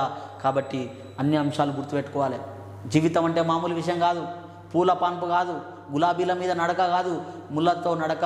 ముళ్ళ మీద కాళ్ళు గుచ్చుకుంటే రక్తం కారుతుంది, కొంత దూరం నడవాలి, తర్వాత మట్టి రోడ్డు, తర్వాత నేషనల్ హైవేలు కనబడతాయి. కాబట్టి ఫస్ట్ కష్టపడాలి. దేనికోసం? నీ కోసం, నీ కుటుంబం కోసం. కాబట్టి ఇలాంటి క్వశ్చన్లు గుర్తుపెట్టుకోవాలి మిత్రమా. డైరెక్ట్ క్వశ్చన్లు లేవని మళ్ళీ చెప్తున్నా. రైట్, ఇంకా నెక్స్ట్ క్వశ్చన్ చూద్దాం. ఎలా క్వశ్చన్లు అడిగేటటువంటి అవకాశం ఉంది ఎగ్జామ్లో సింధు నాగరికత కాలానికి సంబంధించి. అంటే మనం ఏం చేస్తున్నాం ఇప్పుడు అంటే, ప్రాచీన భారతదేశ చరిత్రకు సంబంధించిన అంశాల్లో క్వశ్చన్లు ఎలా అడుగుతున్నాడు, అడిగే అవకాశం ఎలా ఉందో చూస్తున్నాం. Right, come to the point. ఇప్పుడు 3వ క్వశ్చన్లో హరప్పా నాగరికత నగరాలు విస్తరించిన నదులను జతపరచమన్నాడు. చూసిరా, ఎట్లా అడుకోవచ్చు, డైరెక్ట్ క్వశ్చన్ లేదు, ఇట్లా గుర్తుపెట్టుకోవాలి. అయ్యా ఈడు ఏం అడిగిండు? మొదటి ఆప్షన్లో జాబితా ఏ కింద మొహంజోదారో చాలాగా 2 ఇచ్చాడు, ఒకటి దాంట్లో ఏమ డేంజర్ అది, రెండవది హర్రప్పా పట్టణం ఇచ్చాడు, మూడవది కాలిబంగన్, 4వది లోతాల్ ఇచ్చాడు. సరే గుర్తుపెట్టుకో, ఎగ్జామ్లో ఎక్కడో సార్ చెప్పినట్టు ఉంటాడు, అయ్యా మొహంజోదారో సింధు నది ఒడ్డున ఉంది, చానుదారో కూడా సింధు నది ఒడ్డున ఉంది. కానీ ఇక్కడ ఆప్షన్ బిలో కుడి గట్టు ఎడమ గట్టు అని ఇచ్చిండు. ఏ గట్టు? కుడి ఎడమ గట్టు అని ఇచ్చిండు. కుడి ఎడమ గట్టు అని అక్కడ క్వశ్చన్లు అడిగినప్పుడు మరి దాన్ని మనం ఎలా గుర్తుపెట్టుకోవాలి? చూడండి ఎంత డేంజర్ క్వశ్చన్ అది. సింధు నాగరికతలో మనకి ఇది గుర్తుంటుంది సింధు నది అని, కానీ కుడిగట్ట ఎడమగట్ట డైలమాలో వస్తుంది. అలాంటి సమయంలో చిత్రపటాన్ని మీరు తీసుకోవాలి. ఇది హర్రప్పా ప్రాంతం అనుకోండి, ఇక్కడ మొహంజోదారో అనే ప్రాంతం, మొహంజోదారో, ఇక్కడ చానుదారో అనే ప్రాంతం ఉంటుంది. చానుదారో. మరి ఇది సింధు నది అనుకోండి, సింధు నది ప్రవహిస్తుంది, సింధు నది. ఇది సింధు నది ఫ్లో జరుగుతూ ఉంటే కుడివైపున మొహంజోదారో ఉంది, ఎడమ వైపున దానికి ఏముంది, చానుదారో ఉంది. చూడండి, అంటే కుడిగట్ట ఎడమగట్ట అనేది ఇక్కడ అడుగుతాడు క్వశ్చన్. అట్లా సూక్ష్మంగా మైక్రో లెవెల్లో గుర్తుపెట్టుకోవాలి. యూనిఫామ్ ఒంటిపై ధరించి పోలీస్ స్టేషన్లో కూర్చుంటావా, లేదా ఎంఆర్ఓ కుర్చీలో కూర్చుంటావా, లేదా కలెక్టర్ కుర్చీలో కూర్చుంటావా, కూర్చున్నంత వరకు ప్రతి క్షణం చాలా జాగ్రత్తగా ఉండాలి. ఉద్యోగం సాధనే కాదు, ఉద్యోగం సాధించిన తర్వాత కూడా అలాగే ఉండాలి. అట్లయితేనే సక్సెస్. చూడండి, కాబట్టి మొహంజోదారో సింధు నది ఒడ్డున ఉంది, చానుదారో కూడా ఉంది, కానీ కుడిగట్ట ఎడమగట్ట అని తెలియదు మనకు. కాబట్టి కరెక్ట్ ఆన్సర్ ఏమవుతుంది దీనికి, ఇదే కరెక్ట్ అవుతుంది. వరుసగా ఇచ్చింది అది, వరుసగా మొహంజోదారో సింధు కుడిగట్న ఉంది, చానుదారో ఎడమగట్న ఉంది. రైట్, అట్లా గుర్తుపెట్టుకోవాలి. హర్రప్ప అనేది ఎక్కడ ఉంది అనేది ఇస్తాడు. చూడండి, మళ్ళీ ఇక్కడ ఆప్షన్ మార్చిండు, మళ్ళీ అదేమో డైరెక్ట్ ఇచ్చిండు. ఫస్ట్ మీరు ఎగ్జామ్లో చూసినప్పుడే మొహంజోదారో చానుదారో కరెక్ట్, ఇక్కడ ఉన్న ఇక్కడ ఉన్న ఒకటో దాన్ని కరెక్ట్ అయింది కాబట్టి మిగతా అన్నీ కరెక్ట్ ఉంటాయని అనుకుంటారు. అట్లాంటి సందర్భం కూడా టైం లేక కొంతమంది ఫస్ట్ చదువుతారు, మిగతా అన్ని వదిలిపెడతారు. లాస్ట్ నీవే. తెలిసినా తెలియకపోయినా ఎగ్జాములో ఇచ్చిన క్వశ్చన్ను పూర్తిగా ఫస్ట్ చదవండి. చదివిన తర్వాత ఆప్షన్లు అన్నీ చదివిన తర్వాత నీవు సెలెక్ట్ చేసుకోవాలి. పీస్ ఆఫ్ మైండ్ ప్రశాంతంగా ఉండాలి. ఎవరి గురించి ఆలోచన రావద్దు. ఆ 3 గంటలు 2.5 గంటల క్వశ్చన్లు ఎగ్జామ్లో రాస్తున్నప్పుడు మీరే బ్రహ్మదేవునిగా భావించాలి. ఎవరి గురించి ఆలోచించవద్దు, ప్రశాంతంగా ఉండాలి. ఎందుకంటే మన లైఫ్ చాలా జాగ్రత్తగా ఉండాలి. ఒక్కసారి జాబ్ మిస్ అయితే మిత్రమా, మళ్ళీ జీవితంలో కోలుకోవడం కష్టం. ఆర్థికంగా సామాజికంగా వెనుకబాటు గురవుతాం, శత్రువుల దృష్టిలో నష్టపోతాం, కుటుంబం దృష్టిలో నష్టపోతాం, అదేవిధంగా చుట్టాల బంధువుల దృష్టిలో నష్టపోతాం. అన్ని రకాలుగా ఇబ్బందులు వస్తాయి. ఒకటేసారి కోచింగ్ తీసుకోవాలి, ఒకటేసారి విజేత కావాలి. విజేత అయ్యే వ్యక్తి ఫస్ట్ టైం కొట్టాలి. అది గ్రిప్పు అంటే విశ్లేషణ. ఇట్లా మీరు ఆలోచన చేస్తూ ఆప్షన్లు సెలెక్ట్ చేసుకోవాలి. ఇక్కడ చూడండి, హర్రప్ప పట్టణం ఉన్నాం. హర్రప్ప ఏ నది ఒడ్డున ఉంది అంటే రావి నది ఒడ్డున ఉంది. కాళీబంగన్ ఎక్కడుందయ్యా అంటే గగ్గర్ నది ఒడ్డున రాజస్థాన్లో విస్తరించి ఉంది. లోథాల్ ఎక్కడుందమ్మా అంటే భగోవా గుజరాత్ రాష్ట్రంలో ఉంది. చూసారా, మొదటి ఆప్షన్ కరెక్ట్గా ఇచ్చాడు. 4వ క్వశ్చన్ 4కు సంబంధించిన ఆప్షన్ కూడా డైరెక్ట్ ఇచ్చాడు. మధ్యలో 2 జంబ్లింగ్ చేశాడు. అంటే ఎంత టెక్నికల్. నువ్వు ఒకవేళ ఫస్ట్ చదివి 2 చదవకుండా కింద లోతాలు మంచిగా ఉంది, ఓడరేవు ప్రాంతం, సింధు నాగరికతలో ముఖ్యమైన ఓడరేవు ఇదే, మినీ హర్రప్ప నాగరికత అంటారు. ఇక్కడ కొలతలు తున్నికసమైన అంశాలు బయటపడ్డాయి. అదేవిధంగా ఇక్కడ నుంచి ఇతర ప్రాంతాలకు అంతర్జాతీయ వ్యాపారం నడిచింది సుమేరియన్లతో. అదేవిధంగా లోతాల్ ప్రముఖ ఓడరేవు అని గుర్తుపెట్టుకుని అదొక్కటి భగవాన్ అది వడ్డం చదువుకుంటే ఈ 2 ఎగిరిపోతాయి. దాంతో ఆప్షన్ మారుతుంది, నీ జీవితం మారుతుంది. కాబట్టి విద్యార్థులారా ఇక్కడ గుర్తుపెట్టుకోండి, మొదటి దానికి 1వది కరెక్టు, 4వ దానికి 4వది కరెక్ట్ అయింది. అంటే 1 ఇక్కడ 2 ఆప్షన్లు ఏం కనబడుతుంది, 1వ దానికి 1 ఉంది, 4వ దానికి 4 కనబడుతుంది. మరి 2 కూడా రివర్స్ బీసీ కరెక్ట్. అంటే ఆప్షన్ ఏమైంది, ఇక్కడ 2వ ఆప్షన్ ఇచ్చింది. మరి అట్లా చూసుకోవాలి. ఇక్కడ మొహంజోదారో చానుదారో మొదటిది కరెక్ట్ కాబట్టి ఇక్కడ ఏ ఆప్షన్లో ఏ ఉంది, ఇది తీసుకుందామా. మరి ఇక్కడ కూడా ఏ ఉంది, మర్చిపోయి మొదటి ఆప్షన్ చూసుకొని 1వ దానికి ఆన్సర్ పెడితే సమాధానం పోతుంది మీది. కాబట్టి సమాధానం పోవద్దు, మార్కు రావాలంటే అన్నీ చదవాల్సిన అవసరం ఉంది ఇక్కడ. అంటే నేనేం చెప్తున్నా మీకంటే పూర్తిగా పర్ఫెక్ట్గా సబ్జెక్ట్ నేర్చుకోవటం, పర్ఫెక్ట్గా క్వశ్చన్లు చదివి ఆప్షన్లు చదవటం, ఆ 2 కీలకం. ఒక నాణ్యానికి బొమ్మ బొరుసు 2 ఉంటాయి. బొమ్మను చూసి మురిపెం కావద్దు, బొరుసును చూసి మురిపెం కావద్దు. 2 వైపులా చూడు, నాణ్యానికి నీకు సబ్జెక్ట్ అర్థమవుతుంది. మిత్రమా, జాగ్రత్తగా ఉండాలి. జీవితం అంటే పుట్టుక నుంచి చావు వరకు ఉండేటటువంటి ఊయల పాన్పు కాదు. ప్రతి క్షణం కఠినమైన పరీక్షను నవ్వుతూ చిరునవ్వుతో ఎంచుకోవాలి, సాధించాలి లక్ష్యాన్ని. ఇట్లా చదువుకోవాలి. మీరు చదివే వయసులో చదవాలి. ఇది విశ్లేషణ చేస్తూ మీరు నేర్చుకోవాలి. ఇక్కడ యూనిక్ స్టడీ సర్కిల్లో ఒక నిష్ణాతులైనటువంటి లెక్చరర్స్ ఆధ్వర్యంలో, సుధాకర్ సార్ డైరెక్టర్ గారు ఆధ్వర్యంలో పూర్తి సబ్జెక్టు మీకు అందిస్తారు. కాబట్టి ఇలాంటి క్వశ్చన్ల విశ్లేషణ చేసినప్పుడు మాత్రమే మీకు తెలుస్తుంది. క్లాస్ రూమ్లోకి విద్యార్థులు వస్తారు, కూర్చోవటం వెళ్ళిపోవడం జరుగుతుంది. మరి ఏం నేర్చుకున్నావు? క్వశ్చన్ వేసుకున్నావా? తల్లిదండ్రులకు సమాధానం ఏం చెప్తావు? అంటే ఇలాంటి అంశాల మీద ప్రాక్టీస్ చేసినప్పుడు నీకు పట్టు వస్తుంది. సబ్జెక్ట్ మీద సబ్జెక్టు నేర్చుకోవటాలంటే ప్రాక్టీస్, ఫస్ట్ నేర్చుకోవాలి, తర్వాత ప్రాక్టీస్ చేయాలి. ఓకే మిత్రమా, నెక్స్ట్ మరో క్వశ్చన్ చూద్దాం. ఇప్పుడు చూడండి, 4వ క్వశ్చన్. వైదిక యుగానికి సంబంధించి క్రింది వాటిని సరైన కాలక్రమంలో అమర్చుము. క్రింది వాటిని సరైన కాలక్రమంలో అమర్చుము. ఇక్కడ నేనేం చెప్తున్నా అంటే, సింధు నాగరికత తర్వాత భారతదేశంలో వచ్చినటువంటి నాగరికతల్లో మనం చూస్తే వైదిక మతానికి సంబంధించి, ఏ మతానికి సంబంధించి? వైదిక మతం. దాన్ని వేద కాలము అని కూడా పిలుస్తాము, లేదా దీన్నే బ్రాహ్మణ నాగరికత అని కూడా పిలుస్తాము, లేదా దీన్నే ఆర్య నాగరికత అని కూడా పిలవటం జరుగుతుంది.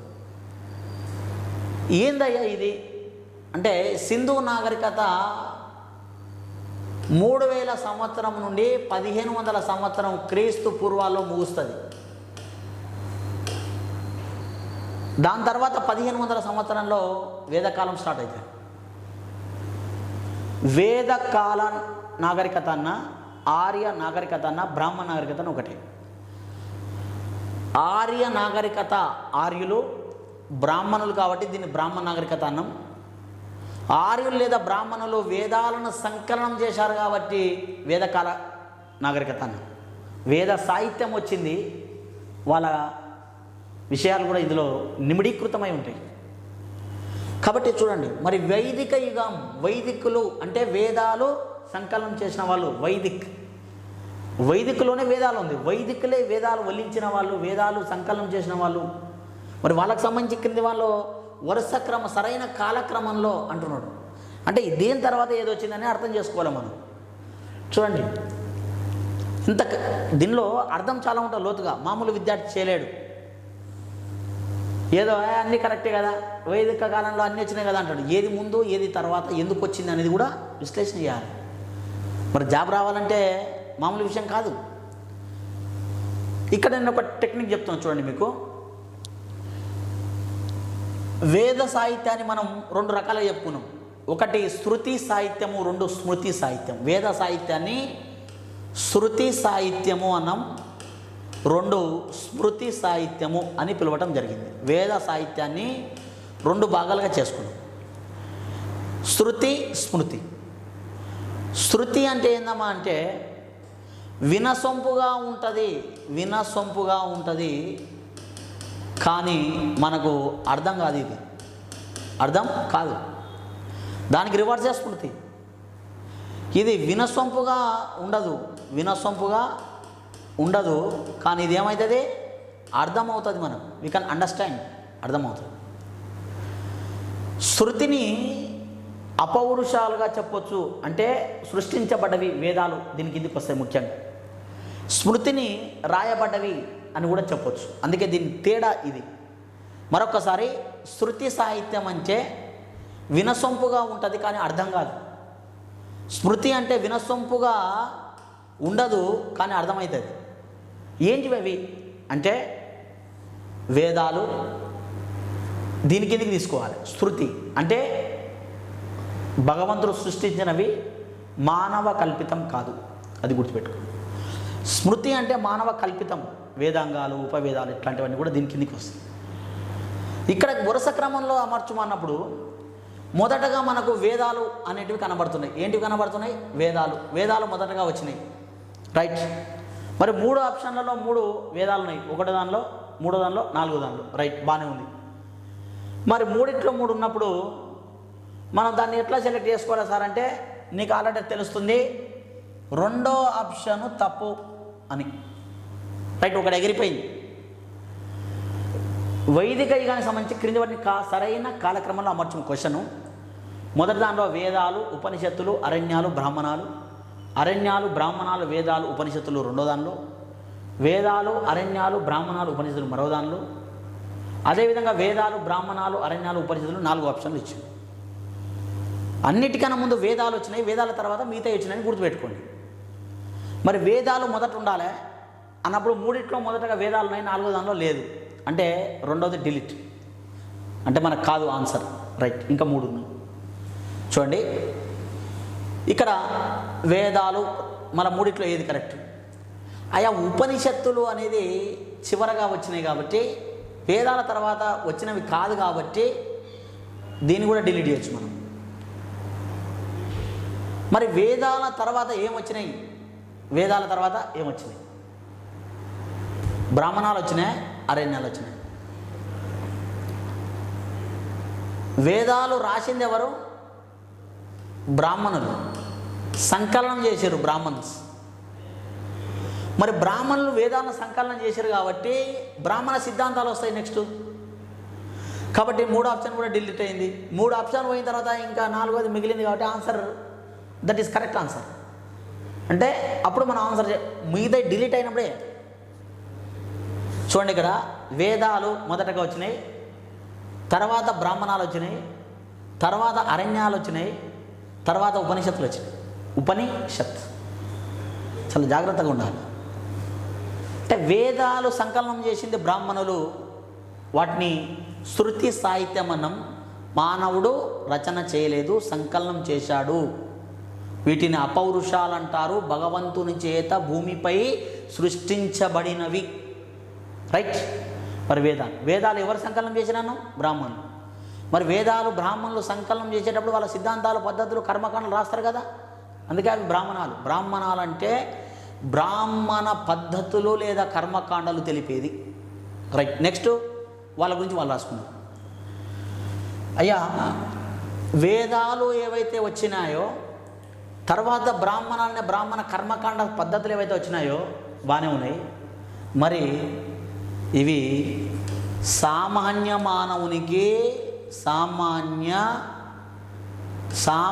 మానవునికి అర్థం కాలే. సంస్కృత భాషలో సంకలనం చేయటం జరిగింది. కర్మకాండలకు విలువిచ్చిండ్రు, జంతు బలికి విలువిచ్చిండ్రు, క్రతువు నిర్వహణకు విలువిచ్చిండ్రు. చూసిరా, సమాజం ఆనాడు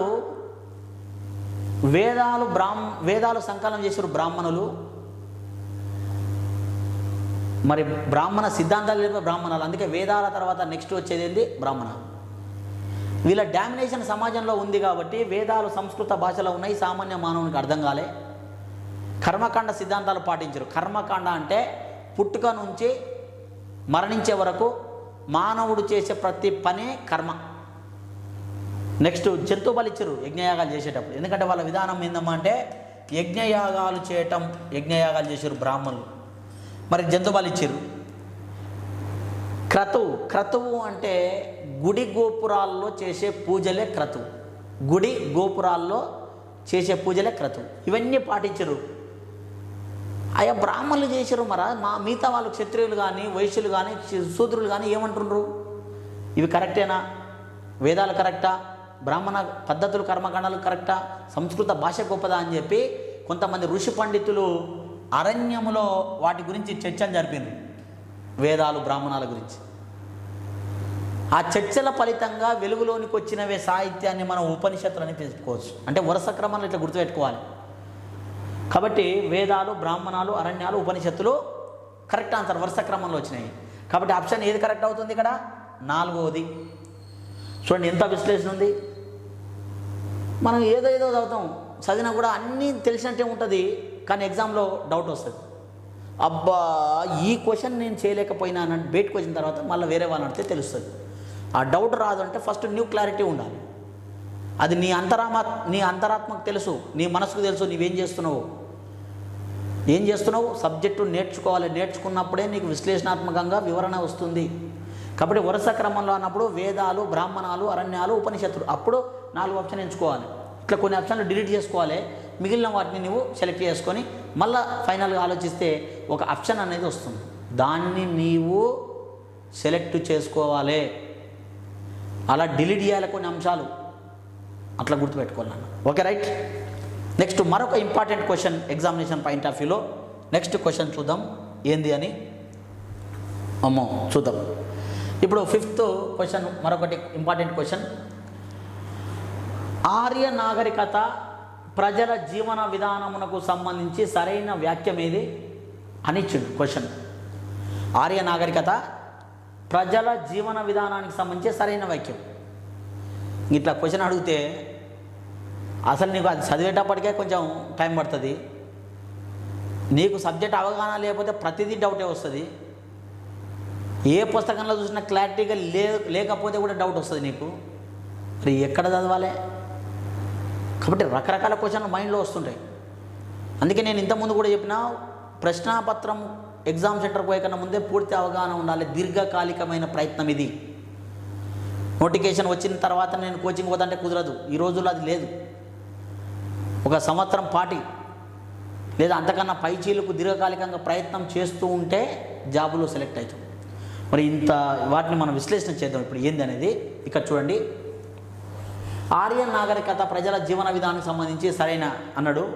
ఇప్పుడే టెక్నికల్గా మీరు ఒక అవగాహన రావాలి మెంటల్గా. ఎట్లా అంటే చూడండి, ఆర్య నాగరికత అంటేనే మనకు ఉత్తర భారతదేశంలో ఉన్న ప్రజల విధానం గురించి గుర్తుకు రావాలి. మరి తొలివేద ప్రజలు ఎక్కడ ఉన్నారు, మలివేద ప్రజలు ఎక్కడ ఉన్నారు అని ఒక చార్ట్ మన మైండ్లో ఉండాలి. సప్త సింధు నదుల ఒడ్డున తొలివేద ప్రజలు ఉన్నారు. మలివేద ప్రజలు వచ్చేటప్పటికి గంగా యమున లోయల ప్రాంతానికి వచ్చారు. గంగా యమున లోయల్లో నివసించిండ్రు. ఇది సప్త సింధు నదుల ఒడ్డున ఉన్నారు. సప్త సింధు నదులు తొలిసారిగా సప్త సింధు నదుల ఒడ్డున భారత్కు పశ్చిమ దిశలో ఉండి తర్వాత తూర్పు వైపుకు ప్రయాణించారు. తూర్పు వైపుకు ప్రయాణించి ఇటుపక్కన నివసించారు. ఈ గ్రాఫ్ మీ మైండ్లో ఉంటే తర్వాత ఆన్సర్ ఈజీగా అవుతుంది. దాన్ని బాగా జాగ్రత్తగా చూడండి నాన్న. తొలి మలివేద కాల ప్రజలు నివసించిన ప్రాంతాన్ని ఆర్యావర్ధనముగా పేర్కొంటాము. పైన ఏమన్నాడు క్వశ్చన్, ఆర్య నాగరికత. ఆర్య నాగరికత కొన్ని లక్షణాల పరంగా కొన్ని పద్ధతుల పరంగా రెండు భాగాలు విడగొట్టుకున్నాం, తొలి మలివేదం అని. కిందికి వచ్చేటప్పటికి ఏమన్నాడు, తొలి మలివేద కాల ప్రజలు నివసించిన ప్రాంతాన్ని ఆర్యావర్తనం. అసలు నీకు ఫస్ట్ ఆర్యావర్తనం అంటే ఏందో నీకు తెలవాలి. అది ప్రతి బిట్టు ఇంపార్టెంట్, ప్రతి బిట్ ఇంపార్టెంట్ ఎగ్జామ్లో. ఎందుకంటే కాంపిటేటివ్ ఎగ్జామ్లో గ్రూప్ 1 గ్రూప్ 2 ఇట్లాంటి ఎగ్జామ్స్ మనం తీసుకున్నప్పుడు ఆ క్వశ్చన్లో స్టాండర్డ్ కింది స్థాయి కూడా విస్తరించింది ఇప్పుడు. కాబట్టి పూర్తి సబ్జెక్ట్ ఉండాలి. ఇక్కడ ప్రతి బిట్ ఇంపార్టెంట్. అందుకే నేను అంటున్నా, ఆర్యావర్తనం అంటే ఏంటంటే ఆర్యులు నివసించిన ప్రాంతమే ఆర్యావర్తనం. లేదా ఆర్యులు ఒక ప్రాంతం నుంచి మరో ప్రాంతానికి ఎలా విస్తరించారో అలా విస్తరించిన ప్రాంతాలనే ఆర్యావర్తన ప్రాంతం అంటారు.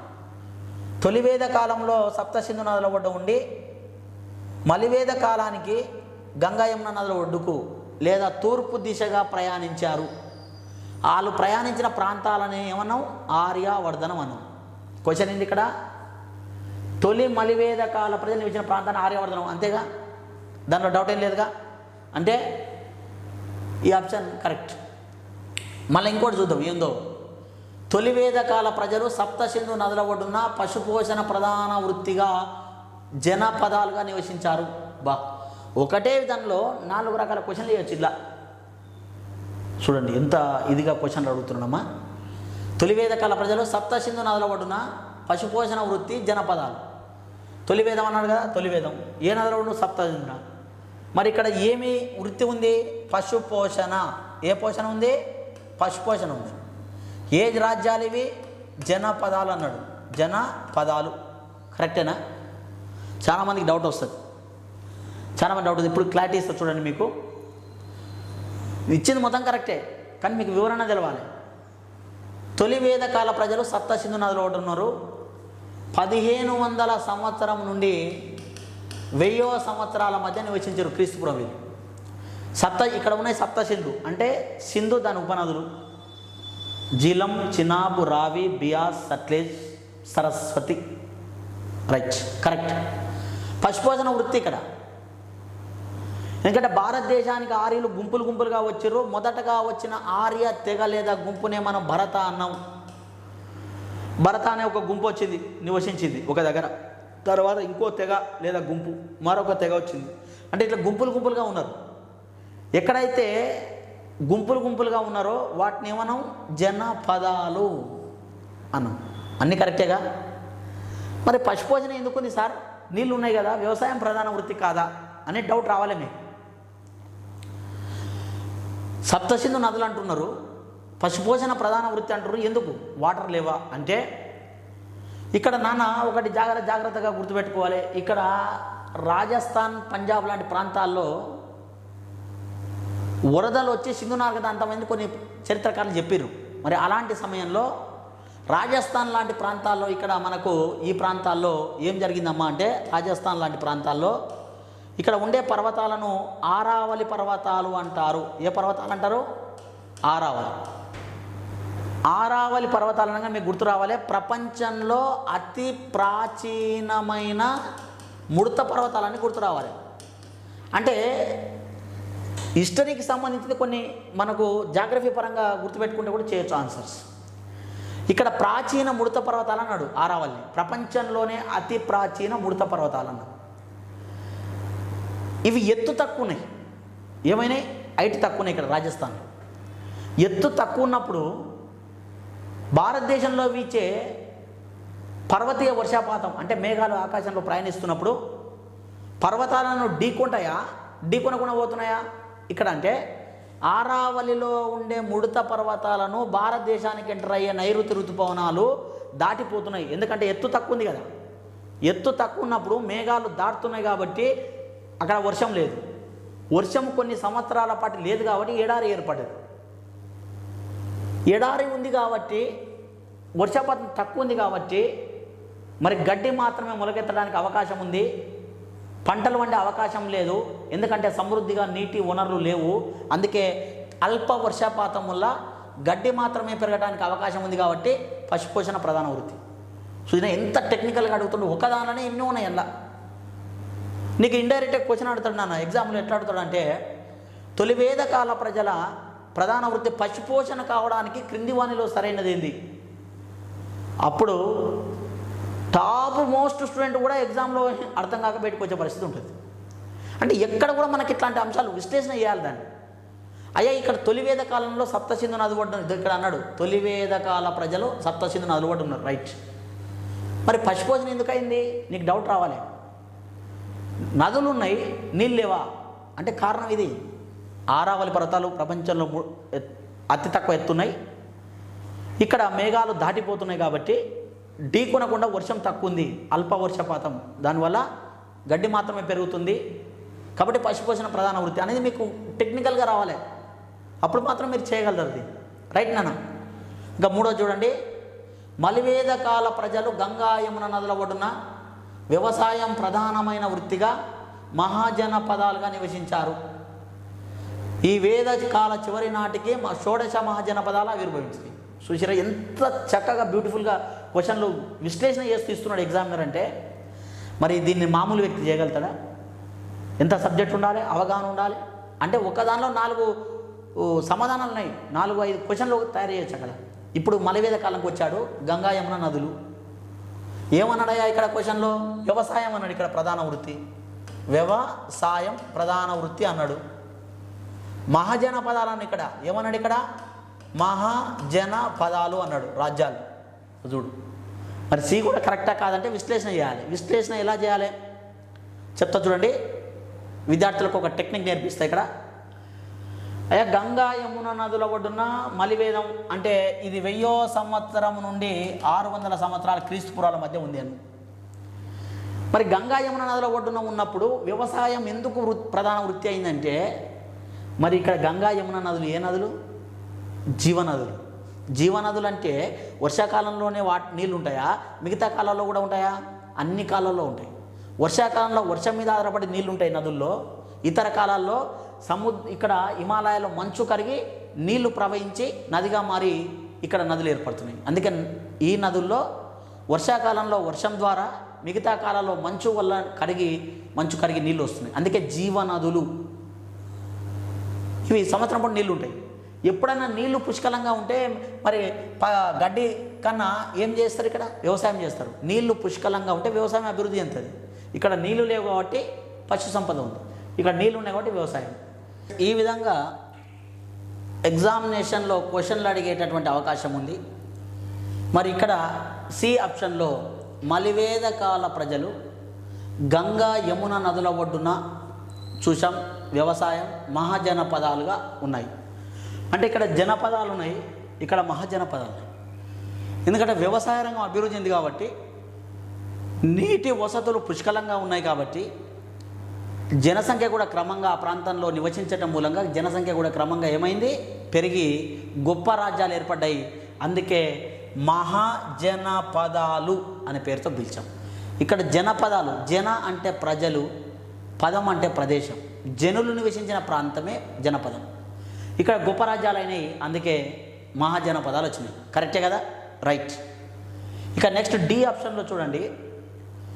డి, మొదటిసారిగా షోడశ మహాజనపదాల ప్రస్తావన బౌద్ధ మత గ్రంథమైన సుత్త పీఠికలో అంగుత్త నికాయ అనే అధ్యయనంలో ప్రస్తావన కలదు. ఇంకా చూసిరా ఓసారి ఇదే ఈ డి ఆప్షన్ ఒక క్వశ్చన్ వచ్చింది మనకి ఎగ్జామ్లో. షోడశ మహాజనపదాల ప్రస్తావన ఏ గ్రంథంలో కలదని అడిగిండు ఒకసారి. అది ఈ క్వశ్చన్ ఒక ఆప్షన్ అయింది. అంటే ఎంత డెప్త్గా క్వశ్చన్లు ఉన్నాయి చూడండి. అంటే ఇక్కడ అర్థం చేసుకోవాలి, మొదటిసారిగా షోడశ మహాజనపదాల ప్రస్తావన, మొదటిసారిగా షోడశ మహాజనపదాల ప్రస్తావన మనకు ఎక్కడ కనబడుతుంది అంటే దీని పరంగా షోడశ మహాజనపదాలు, షోడశ మహాజనపదాలు బౌద్ధ మత గ్రంథంలో ఉన్నాయి. అందులో 3 పీఠికల్లో సుత్త పీఠికలో ఉంది. ఈ సుత్త పీఠికలో అధ్యయనాలలో నికాయల్లో అంగుత్త నికాయ, ఏ నికాయ, అంగుత్త నికాయ అనే అధ్యయనంలో ఉంది. అంటే ఇది అలా గుర్తు రావాలి. షోడశ మహాజనపద అంటే 16 గొప్ప రాజ్యాలు మొదటిసారిగా బౌద్ధ మత గ్రంథంలో ఉన్నాయి. ఆ బౌద్ధ మత పుస్తకాలను పీఠికలు అంటారు. పీఠికలు మొత్తం 3, అందులో ఒకటి సుత్త పీఠిక. సుత్త పీఠికలో ఉండే అధ్యయనాలు నికాయాలు అంటారు. నికాయాల్లో ఒకటి అంగుత్త నికాయ. అంటే క్వశ్చన్ ఎన్నో రకాలుగా అడగవచ్చు. కాబట్టి అడిగిన అంశాన్ని బట్టి మనం ఆలోచన విధానాన్ని మార్చుకుంటూ దాని సబ్జెక్టులోనికి వెళ్ళిపోవాలి మనం. ఈ విధంగా బౌద్ధ మత గ్రంథాలలో మొదటిసారిగా షోడశ మహాజనపదాల ప్రస్తావన అనేది మనకు కనబడుతూ ఉంది అనేది మనం గుర్తుపెట్టుకోవాలి. మరి అది కూడా కరెక్టే అయింది ఆప్షన్. కాబట్టి ఈ డి ఆప్షన్ కూడా కరెక్ట్. క్వశ్చన్ ఇట్లా అడగవచ్చు, షోడశ మహాజనపదాల ప్రస్తావన మొదటగా ఏ గ్రంథాల్లో, ఏ మత గ్రంథాల్లో కలదు? బౌద్ధ మతం. బౌద్ధ మతంలో ఏ పీఠికలో ఉంది? సుత్త పీఠిక. సుత్త పీఠికలో ఏ అధ్యయనంలో ఉంది? అంగుత్త నికాయ. ఇట్లా క్వశ్చన్ అడుగుతాడు. కాబట్టి ఏబిసిడి అన్నీ కరెక్టే. అంటే ఏబిసిడి సరైనవి. ఇక్కడ థర్డ్ ఆప్షన్ సెలెక్ట్ చేసుకోవాలి ఎగ్జామ్లో. అంటే ఇవన్నీ విశ్లేషణ చేస్తూ మనకి ఎలా ఎగ్జామ్లో అడిగే అవకాశం ఉన్నది మనం గుర్తుపెట్టుకొని తర్వాత ఆన్సర్ చేయవలసిన అవసరం అనేది మనకుంది. Right, okay students. Next question, మళ్ళా నెక్స్ట్ క్వశ్చన్ చూద్దాం. తొలివేద కాలం మలివేద కాలంను విభజిస్తున్న ప్రధాన అంశం ఏది అనే క్వశ్చన్ వచ్చింది. అయ్యా మనం మొదటగా మ్యాప్ మైండ్లో ఉండాలి. తొలి మలివేదం, తొలివేదం మలివేదం, తొలివేదం కాలం మలివేద కాలం, 2 కాలాలు గుర్తుండాలి. మరి విభజన ఏంది అయ్యా? కరెక్ట్ లక్షణం ఎందుకు దీన్ని మనం విభజన చేసుకుంటున్నాం? రెండింటి మధ్య తేడా ఏంది చూస్తే, మొదటి ఆప్షన్లో ఇనుము క్రీస్తుపూర్వం 1000వ సంవత్సరంలో తక్షశిల కనుగొంట. రెండవ ఆప్షన్లో వేదకాల ప్రజలు నివసించిన నదుల ఆధారంగా విభజించారని అర్థం. మూడవది నగరాలు ప్రధానంగా అభివృద్ధి చెందటం, నగరాలు ఇచ్చాడు మూడో దానిలో. వృత్తి ఆధారంగా వేదకాల విభజన జరిగింది అనేది నాలుగవది. ఇక్కడ 1 ఇనుము, 2 నదులు, 3 నగరం, 4 వృత్తి. ఏంది డౌట్ వస్తుంది మీకు. ఇక్కడ వృత్తి పశుపోషణ ఉంది, ఇక్కడికి వచ్చేటప్పటికి మలివేదం వ్యవసాయం అయింది. నగరాలు ఇక్కడ చిన్న నగరాలు ఉన్నాయి, ఇక్కడ పెద్ద నగరాలు ఉన్నాయి. ఇక్కడ నదులు ఉన్నాయి, అక్కడ నదులు ఉన్నాయి. ఇక్కడ ఇనుము లేదు, ఇక్కడ ఇనుము ఉంది. చూసిరా, నదులు అక్కడ ఉన్నాయి, ఇక్కడ ఉన్నాయి. నగరాలు అక్కడ ఉన్నాయి, ఇక్కడ ఉన్నాయి. వృత్తి అక్కడ ఉంది, ఇక్కడ ఉంది. మరి లేనిది ఉంది ఇనుము ఒకటే. అట్లా ఐడెంటిఫై చేసుకోవాలి. తొలి వేద కాలము 1500 క్రీస్తు పూర్వం నుంచి 1000వ సంవత్సరం క్రీస్తు పూర్వాల మధ్య కాలం ఉన్నది. మలివేద కాలం 1000వ సంవత్సరం నుంచి 600 సంవత్సరం క్రీస్తు పూర్వాల మధ్య ఉంది. రైట్. మరి ఈ 1000వ సంవత్సరంలో ఏం జరిగింది అంటే ఇనుము కనుగొన్నారు. అది బిట్టు. తొలి మలివేద కాలాన్ని ముఖ్యంగా విభజిస్తున్న అంశం ఇనుము. తొలివేద కాల ప్రజలకు తెలియనిది లోహం ఇనుము, మలివేద కాల ప్రజలకు తెలిసినది ఇనుము. కాబట్టి ఆప్షన్ ఏమి సెలెక్ట్ చేసుకోవాలి? ఇనుము. ఇవెందుకు కావు సార్ అంటే నదులు అక్కడ ఉన్నాయి ఇక్కడ ఉన్నాయి కదా, నదుల విభజన పెద్ద ప్రాధాన్యత లేదు. మరి నగరాలు అక్కడ ఉన్నాయి ఇక్కడ ఉన్నాయి, కానీ చిన్న పట్టణాలు ఉన్నాయి ఇక్కడ నగరాలు ఉన్నాయి, అది పెద్ద అంశం కాదు. వృత్తి మరి అక్కడ పశుపోషణ ఇక్కడ వ్యవసాయం ఉంది ఏంది అంటే అది కూడా కరెక్ట్గా ఆన్సర్ కాదు. కానీ రెండిట్లో భిన్నమైనది ఏంటంటే ఇనుము. కాబట్టి ఇనుమును ఆప్షన్గా ఎన్నిక చేసుకోవాలి. అందుకే విద్యార్థులు ఎగ్జామ్ రాసేటి కన్నా ముందు నీపై నీకు నమ్మకం ఉండాలి, క్లారిటీ ఉండాలి.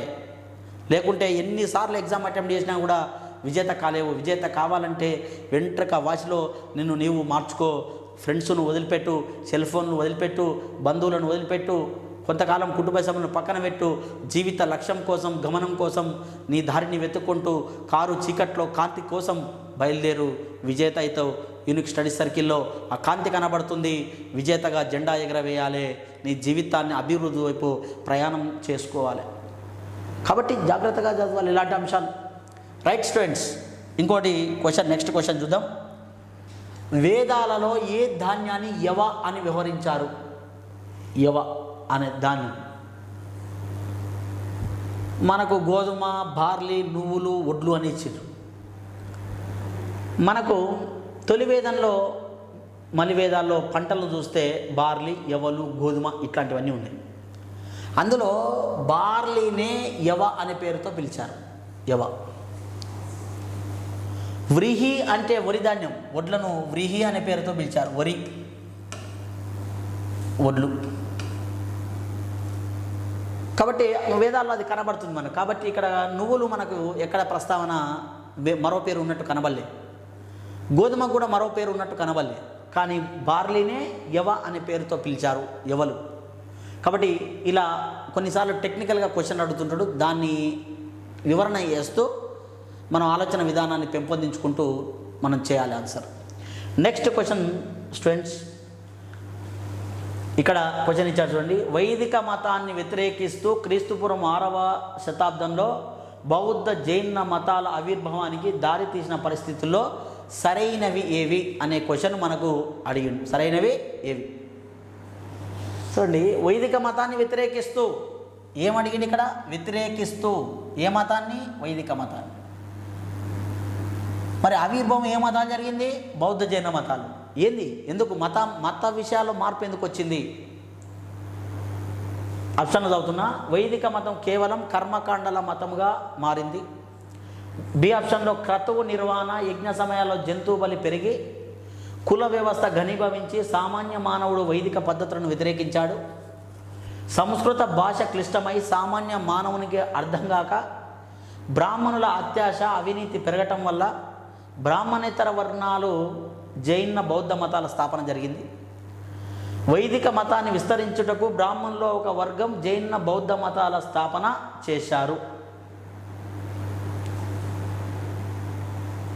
చూడండి, అసలు నీకు వైదిక మత పద్ధతులు ఏంది, బౌద్ధ జైన మతాల పద్ధతులు ఏంది చూడాలి. ఫస్ట్ నేను విశ్లేషణ చేస్తాను చూడండి, మీకు ఎట్లా గుర్తుపెట్టుకోవాలి ఎగ్జామ్లో అనేది ఒక వివరణ ఇస్తాను. మీకు చాలా డిఫికల్ట్గా ఉంటుంది, సులభమైన పద్ధతిలో మీకు చెప్తాను. ఏ పుస్తకంలో ఎక్కడ చూసినా మీకు ఇట్లాంటి మతపరమైన విషయాలు తెలియవు, సామాజిక అంశాలు తెలియవు. అవగాహన నేను కల్పిస్తా, మీరు చూడండి. సింధు నాగరికత కాలంలో ప్రజలు ప్రకృతిని ఆరాధించారు. మతపరంగా ఏ ఆరాధన? ప్రకృతి. అంటే ప్రకృతి ఆరాధన చేశారు.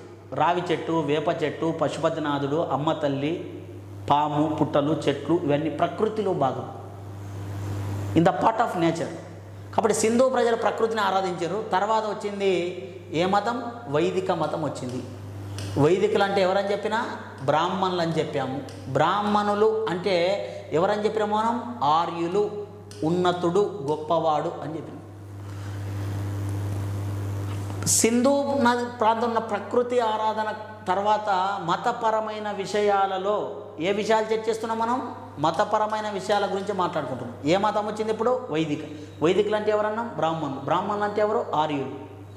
ఆర్యులైన బ్రాహ్మణులు వేదాల సంకలనం చేశారు, కావున వైదిక మతం అన్నాం దీన్ని. వేద సాహిత్యము అభివృద్ధి చెందింది కాలంలో. వాళ్ళ పద్ధతులు ఏంది? మీకు గ్రూప్ 1 గ్రూప్ 2 లాంటి క్వశ్చన్లలో ఇట్లాంటి విశ్లేషణ తెలిసినప్పుడే నువ్వు ఆన్సర్ చేయగలవు. డైరెక్ట్ క్వశ్చన్ ఉండవు. అందుకే విద్యార్థులకు పదే పదే చెప్తున్నా, విశ్లేషణాత్మక వివరణతో తెలుసుకోండి. వీళ్ళ పద్ధతులు ఏందయ్యా అంటే యజ్ఞయాగాలు నిర్వహించాలి నాన్న. యజ్ఞయాగాలు నిర్వహించాలి. జంతు బలి వాళ్ళ యజ్ఞాలు చేసేటప్పుడు మరి సంస్కృత భాషలో శ్లోకాలు లేదా పద్యాలు ఆ కాలంలో చదవాలి. యజ్ఞయాగాలు చేసినప్పుడు కర్మకాండల సిద్ధాంతాలు పాటించాలి. క్రతువు నిర్వహణ అనేది చేయాలి. జంతు బలి వాళ్ళ ఇవన్నీ కూడా వాళ్ళ పద్ధతులు. అంటే వైదికులు లేదా బ్రాహ్మణుల పద్ధతులు ఇవి, మతపరమైన విషయాలు. వర్ణ వ్యవస్థలో బ్రాహ్మణుల తర్వాత క్షత్రియులు ఉన్నారు, వైశ్యులు ఉన్నారు, శూద్రులు ఉన్నారు కదా. 4 వర్ణాల్లో మీకు అందరికి చాలా తెలుసు. మరి 4 వర్ణాల్లో ముఖ్యంగా శూద్రులు మెజారిటీ ఉన్నారు. అయ్యా వీళ్ళు పాటిస్తున్న పద్ధతులను వ్యతిరేకిస్తూ బౌద్ధ జైన మతాల ఆవిర్భావం జరిగింది. ఎందుకు జరిగింది అనేది రీజన్ తెలుసుకుంటున్నాం మనం. క్వశ్చన్ చూడండి, ఇక్కడ ఏముంది క్వశ్చను? వైదికాన్ని వ్యతిరేకిస్తూ లేదా ఆర్యులను వ్యతిరేకిస్తూ సమాజంలో ఏమొచ్చినాయి? ఇక్కడ బౌద్ధ జనం. ఎందుకు వచ్చినాయి అంటే కారణం ఇది. వాళ్ళు జంతువు బలి ఇస్తూ యజ్ఞయాగాలు నిర్వహించిండ్రు. సంస్కృత భాషను వాళ్ళ రాజ్య భాషగా ఉండి వేదాలు సంస్కృతంలో శ్లోకాలు చదివారు యజ్ఞయాగాల సమయాల్లో. కర్మకాండలు నిర్వహించారు. కర్మకాండ అంటే మనం చేసే మంచి లేదా చెడు పని జీవితంలో ఏదైనా కావచ్చు, కర్మ కిందికే వస్తుంది. కర్మ అంటే మనం చేసే పని పుట్టుక నుండి చనిపోయే వరకు మనిషి తన జీవితంలో చేసే పనులే కర్మ సిద్ధాంతం. కర్మను బట్టి పునర్జన్మ ఆధారపడుతుంది అని హిందూ మతం నమ్ముతుంది. క్రతువు అంటే గుడి గోపురాల్లో చేసే పూజలు. దేవుని ముందు విగ్రహం ముందు నిల్చొని పూజలు చేస్తే దాన్ని క్రతువు నిర్వహణ అంటారు. చూడండి, ఇవన్నీ చేశారు. మరి ఎందుకు వీళ్ళు వ్యతిరేకించరాయా అంటే క్షత్రియులు రాజ్యధర్మాన్ని పాటిస్తూ రాజ్యరక్షణ చేసిండ్రు. వీళ్ళకి ఈ సిద్ధాంతాలన్నీ కొంచెం దూరమైనవి. వైశ్యుల ప్రధాన వృత్తి ఆనాడు వ్యవసాయం కాబట్టి వ్యవసాయంలో జంతు బలి ఉంది. కాబట్టి బ్రాహ్మణులు జంతువులను వధించటం వల్ల జంతువుల సంఖ్య క్రమంగా తగ్గి వ్యవసాయం కుంటుపడింది. కాబట్టి వైశ్యులు ఎవరికి వ్యతిరేకమైనరు? బ్రాహ్మణులకు వ్యతిరేకమైనరు. మరి ముఖ్యంగా శూద్రుడు అసలు వీడు మొదటనే శత్రువే. గుడిలోనికి రానియలే, బడిలోనికి రానియలే, ప్రభుత్వ ఉద్యోగాలకు అర్హుడు కాదు, యజ్ఞ యాగాల్లో పాల్గొనలే, సంస్కృతం వీనికి అసలే అర్థం కాదు, కర్మకాండలు క్రతువు నిర్వహణ వానికి తెలియదు, ఊరి బయట ఉన్నాడు, వీళ్ళకి అత్యంత దూరమైండు. కాబట్టి వైదిక ధర్మము పద్ధతులైన వీటిని వ్యతిరేకిస్తూ బ్రాహ్మణేతర వర్గాలు అంటే ఎవరు? వీళ్ళు క్షత్రియ వైశ్య శూద్ర. బ్రాహ్మణేతర లేదా ఆర్యులు లేదా వైదికులను వ్యతిరేకిస్తూ వాళ్ళ తర్వాత ఉన్న వర్ణాల వారు ఈ మతాలు స్థాపించరు. వాళ్ళే క్షత్రియులు. ఎందుకంటే ఒక సైమల్టేనియస్గా వస్తుంది. బ్రాహ్మణుల తర్వాత ముందంజలో ఉన్నది క్షత్రులు కాబట్టి వాళ్ళే స్థాపించే అవకాశం ఉంటుంది. పరిణామ క్రమంలో క్షత్రుల తర్వాత ముందుకు వచ్చేది ఎవరు? వైశ్యులు. తర్వాత పరిణామ క్రమంలో ఎవరు వచ్చే అవకాశం ఉంది? శూద్రులు. అంటే సామాజిక మార్పు, సమాజంలో మార్పు ఎక్కువ టైంలో తక్కువ మార్పు వస్తుంది. అందుకే గుర్తుపెట్టుకోండి, మీరు ఒక విశ్లేషణ చేయాలి. మీరు ప్రభుత్వ ఉద్యోగస్తులు కాబట్టి, కాబోయే ఉద్యోగస్తులు కాబట్టి ఏ ఆఫీసర్ అయినా విశ్లేషణ అనేది ముఖ్యం. సమాజంలో రాజకీయ అంశాల కంటే సామాజిక అంశాల్లో మార్పు తక్కువగా వస్తుంది, రాజకీయ మార్పులు ఎక్కువ వస్తాయి. ఎగ్జాంపుల్, ప్రభుత్వాలు 5 ఏళ్ళ కొన మారుతూ ఉంటాయి. అంటే రాజకీయ పరంగా మార్పులు. రాజ్యాలలో రాజులు పోయి కొత్త రాజులు వస్తారు, మార్పు తొందరగా వస్తుంది. కానీ సామాజిక మార్పు కొన్ని వందల వేల సంవత్సరాలు తీసుకుంటుంది. ఎగ్జాంపుల్, సతీ సహగమనం ఎప్పుడో స్టార్ట్ అయింది, 1000 సంవత్సరాలు కొనసాగింది. ఇప్పుడు కూడా దాని గురించి చెప్పుకుంటున్నాం. బాల్య వివాహాలు ఎప్పుడో స్టార్ట్ అయినాయి, సమాజంలో అక్కడక్కడ మనం చూస్తున్నాం. ఇంకా చూడండి, సామాజిక మార్పులు, మతం, కులం, వర్ణం, లింగ భేదాలు ఎప్పుడో ఆర్యుల కాలంలో స్టార్ట్ అయితే ఇంకా కొనసాగుతున్నాయా లేవా? కొనసాగుతున్నాయి. అంటే సమాజంలో సామాజిక పరంగా మతపరంగా మార్పులు చాలా టైం తీసుకుంటాయి మార్పు రావడానికి, కానీ రాజకీయ మార్పులు తొందరగా మార్పు చెందుతాయి. అందుకే ఇక్కడ బ్రాహ్మణ లేదా వైదిక మతాన్ని వ్యతిరేకిస్తూ ఆ పద్ధతులను వ్యతిరేకించిన వైదికేతరులు ఏ మతాన్ని స్థాపించారు? బౌద్ధ జైన మతం. ముఖ్యంగా రెండో స్థానంలో ఉన్నది ఎవరు? క్షత్రియులు, వాళ్ళు స్థాపించారు. మరి ఇందులో మనం చూద్దాం, అంటే మనం చెప్పుకునే అన్ని ఇందులో ఉన్నాయా లేవా? వైదిక మతం కేవలం కర్మకాండాల మతంగా ఉంది, కరెక్ట్. సామాన్య మానవ క్రతువు నిర్వహణ, యజ్ఞ సమయాలు, జంతు బలి పెరిగి కుల వ్యవస్థ ఘనీభవించి సామాన్య మానవుడు వైదిక పద్ధతి వ్యతిరేకించడం కరెక్ట్. సంస్కృత భాష క్లిష్టమైంది, వీళ్ళకి అర్థం కాలే. సామాన్య మానవునికి అర్థం కాక బ్రాహ్మణుల అత్యాశ అవినీతి వల్ల బ్రాహ్మణేతర వర్ణాలు జైన బౌద్ధ మతం స్థాపన చేసింది, రైట్. Tea option. వైదిక మతాన్ని విస్తరించుటకు, అంటే ఏ మతం అంటుండో? బ్రాహ్మణ మతం విస్తరించుటకు బ్రాహ్మణుల్లో ఒక వర్గం జైన బౌద్ధ మతాలు స్థాపన చేశారు. అయా బ్రాహ్మణులు వ్యతిరేకించుకొని బయటకు వచ్చి కొత్త మతం స్థాపిస్తారా? అవుతుంది, ఇది కాదు. ఎందుకంటే ఆనాడు అందా ఒకటే, వాళ్ళు ఆర్యులు, వాళ్ళలో వాళ్ళు చీలిపోయి ఈ మతాలు స్థాపించలే, వేరే వర్ణం వాళ్ళు వచ్చారు. అంటే ఏది తప్పు ఇందులో? డి ఆప్షన్ తప్పు, మిగతా 3 ఆప్షన్లు కరెక్ట్. కాబట్టి ఆన్సర్ ఏం సెలెక్ట్ చేసుకోవాలి? ఏబిసి సరైనవి, ఏబిసి మాత్రమే సరైనవి, డి సరికాదు, రైట్. ఇక్కడ ఏబిసిడి సరైన అన్నాడు, సిడి మాత్రమే సరైన అన్నాడు, బిసిడి సరైన అన్నాడు. కాబట్టి ఏబిసి మాత్రమే సరైనవి. కాబట్టి 3వ ఆప్షన్ సెలెక్ట్ చేసుకోవాలి. అంటే ఎంత విశ్లేషణ చూడండి. ఇది తెలవాలి నీకు. మొదటగా నువ్వు ఏదో గుడ్డిగా క్లాస్కి పోయి ఎగ్జామ్కి పోయి ఎంజాయ్ చేస్తా అంటే లైఫ్ పూల పాన్పు కాదు. ఒక్కసారి జీవితంలో నువ్వు తప్పు చేస్తే కొన్ని సంవత్సరాల పాటు దాని ప్రతిఫలాన్ని అనుభవిస్తావు. తప్పు చేయకు సుమా, అత్యుత్తమైన వ్యక్తివి, బ్రహ్మ విష్ణు ఈశ్వర 3ంటికి నీవే క్రియేటర్. కాబట్టి నీ తలరాతను నీవే రాసుకో, నీ చరిత్ర నీవే తిరగ రాసుకో. ఏమి చేసినా కూడా విజేత కావాలి. ప్రతి పనికి నీవే నీ తలరాతకు నీవే బాధ్యునివి. బ్రహ్మ విష్ణు ఈశ్వర పక్కన పెడితే నీ జీవితానికి బ్రహ్మ విష్ణు ఈశ్వర 3 నీవే అనుకో, భగవంతుని నీవే అనుకో. ఏమనుకున్నా నీ తలరాత నీవే మార్చుకోవాలి. బ్రహ్మ రాసిన రాతను నీ చేతి రాతతో మార్చుకో. ఈ చరిత్రను విను, నీ చరిత్రను మార్చుకో యూనిక్ స్టడీ సర్కిల్ ద్వారా. చూడండి, ఇట్లా క్వశ్చన్ అడుగుతున్నాను మీరు, రైట్. ఇంకా నెక్స్ట్ క్వశ్చన్ మనం చూద్దాం. అలాగే షోడశ మహాజనపద రాజ్యాలు వాటి రాజధానులు జతపరచుము. క్వశ్చన్ చూసిరా? షోడశ మహాజనపదాలు, షోడశ అంటే ఎంతయా? 16 మహారాజ్యాలు ఉన్నాయి, వారి రాజధానులు. అసలు నీకు ఆ రాజ్యాలు ఎక్కడ ఉన్నాయో తెలవాలి, అవి ఎప్పుడు ఏర్పడ్డావో తెలవాలి, వాటి రాజధానులు తెలవాలి. ఇట్లా ఇంత విశ్లేషణ ఉంటుంది. అంటే క్రీస్తు పూర్వము 6వ శతాబ్దంలో ఇవన్నీ మనకు విస్తరించినాయి ఇక్కడ ఈ ప్రాంతంలో. చూడండి ఎంత విశ్లేషణ. క్రీస్తుపూర్వం 6వ శతాబ్దంలో మనకి ఇవన్నీ కనబడుతూ ఉన్నాయి. ముఖ్యంగా ఇక్కడ జాబితా ఏలో మల్లుల రాజధాని మల్లులు, గాంధార, కాంబోజా, కురు అని జాబితా ఏలో ఇచ్చాడు. జాబితా బిలో కుషి, తక్షశిల, రాజపురం, హస్తినాపురం అనే ప్రాంతం ఇచ్చాడు. దీన్ని జాగ్రత్తగా మనం చూసుకోండి. షోడశ 16 రాజ్యాలు ఏవి ఎక్కడ ఉన్నాయని చూసుకోండి. గాంధార మొదటగా తీసుకోండి, మీకు ఈజీగా ఉంటుంది. అది గాంధార అనే ప్రాంతం వాయువ్య సరిహద్దున ఉంది. నెక్స్ట్ కురు అంటే ఢిల్లీ ప్రాంతం. ఏ ప్రాంతం అయ్యా? ఢిల్లీ ప్రాంతం. కాంబోజా అంటే కాశ్మీర్లో ఉంటుంది. కాంబోజా షోడశ మహాజనపదం. మల్లుల రాజధాని మల్లులు, ఉత్తరప్రదేశ్ ప్రాంతం. 4 ఇచ్చేయండి ఆప్షన్.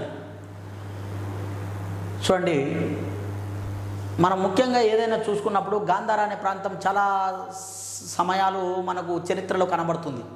ఏంది ప్రాధాన్యత అంటే మల్లుల రాజధాని, గాంధార రాజధాని తక్షశిల. ఏ శిల? తక్షశిల. వాయువ్య సరిహద్దున భారతదేశంలో ఆనాడు విస్తరించి ఉంది. ప్రస్తుతం పాకిస్తాన్ ప్రాంతంలో కనబడుతుంది. ఆనాడు ప్రముఖమైన భారతదేశంలో మొదటి యూనివర్సిటీ కూడా తక్షశిల, అది గుర్తుపెట్టుకోవాలి. ప్రాచీన భారతదేశంలో లేదా షోడశ మహాజనపదాల్లో ప్రముఖమైన విశ్వవిద్యాలయం లేదా భారతదేశంలో మొదటి విశ్వవిద్యాలయం అంటే తక్షశిల. మరి కాంబోజా అనేది కాశ్మీర్ ప్రాంతంలో ఉంటుంది. ఎక్కడుంది? కాశ్మీర్లో ఉంది. దీని రాజధాని రాజపుర. ఏ పుర? రాజపుర. రాజపురం లేదా పుర అంటారు. కురు అంటే దీన్ని ఢిల్లీ ప్రాంతం అంటాం, లేదా దీన్ని అస్థినా అని కూడా పిలుస్తారు. అస్థినా లేదా ఢిల్లీ. ఢిల్లీ. మల్లుల రాజధాని కుషి. మరి ఇట్లా మీరు రాసుకొని ఆల్రెడీ క్లాస్ విన్నప్పుడు ఇలా ఒక మ్యాప్ని తయారు చేసుకోవాలి. ఏదైనా చిత్రపటాలు చూసినప్పుడు మనకు ఈజీగా ఎక్కువ కాలం గుర్తుంటాయి. చూడండి, ఒక సినిమా చూస్తారు. మీరు సినిమా చూసేటప్పుడు అది కొన్ని సంవత్సరాల పాటు మీ మైండ్లో ఉంటుంది కథ. జగదేక వీరుడు, అతిలోక సుందరి లేదా ఇతర సినిమాలు ఏవో చూస్తారు. అప్పుడు మైండ్లో మనకి ఏముంటాయి? ఎక్కువ కాలం గుర్తుంటుంది సినిమా కథ. ఇట్లా మీరు ఇది ఉన్నప్పుడు రాసుకోవాలి. ఇప్పుడు ఈడీగా ఐడెంటిఫై అయింది కదా. మల్ల రాజధాని ఏది? కుషి. గాంధార రాజధాని ఏది? తక్షశిల. కాంబోజా రాజధాని ఏది? రాజపురం. కురు రాజధాని ఏది? హస్తినాపురం, ఢిల్లీ. అంటే ఒక్కోదానికి ఆప్షన్ డైరెక్ట్ ఇచ్చిండు, మనకు కన్ఫ్యూజ్ చేస్తాడు ఒకసారి. అట్లా ఇచ్చినప్పుడు రాసుకోవాలి. ఇక్కడ ఇంకో ఎగ్జాంపుల్ చెప్తా చూడండి. కాంబోజా రాజధాని రాజపురం ఉంది కదా. ఇక్కడ మగధ అనేది అతిపెద్దది ఉంటుంది. మగధ ప్రాంతం. మగధ దీని మొదటి రాజధాని కూడా రాజగృహ దీన్ని మొదటిది. రెండోది పాట్నా అని చెప్పాలి. మగధ మొదటి రాజధాని ఇది రాజగృహ. కాంబోజా మొదటి రాజధాని రాజపుర. రెండింటికి తేడా, అది పుర, ఇది గృహ. అది టెక్నికల్గా గుర్తుపెట్టుకోవాలి. కాబట్టి 1 2 3 4 కరెక్ట్ ఇక్కడ.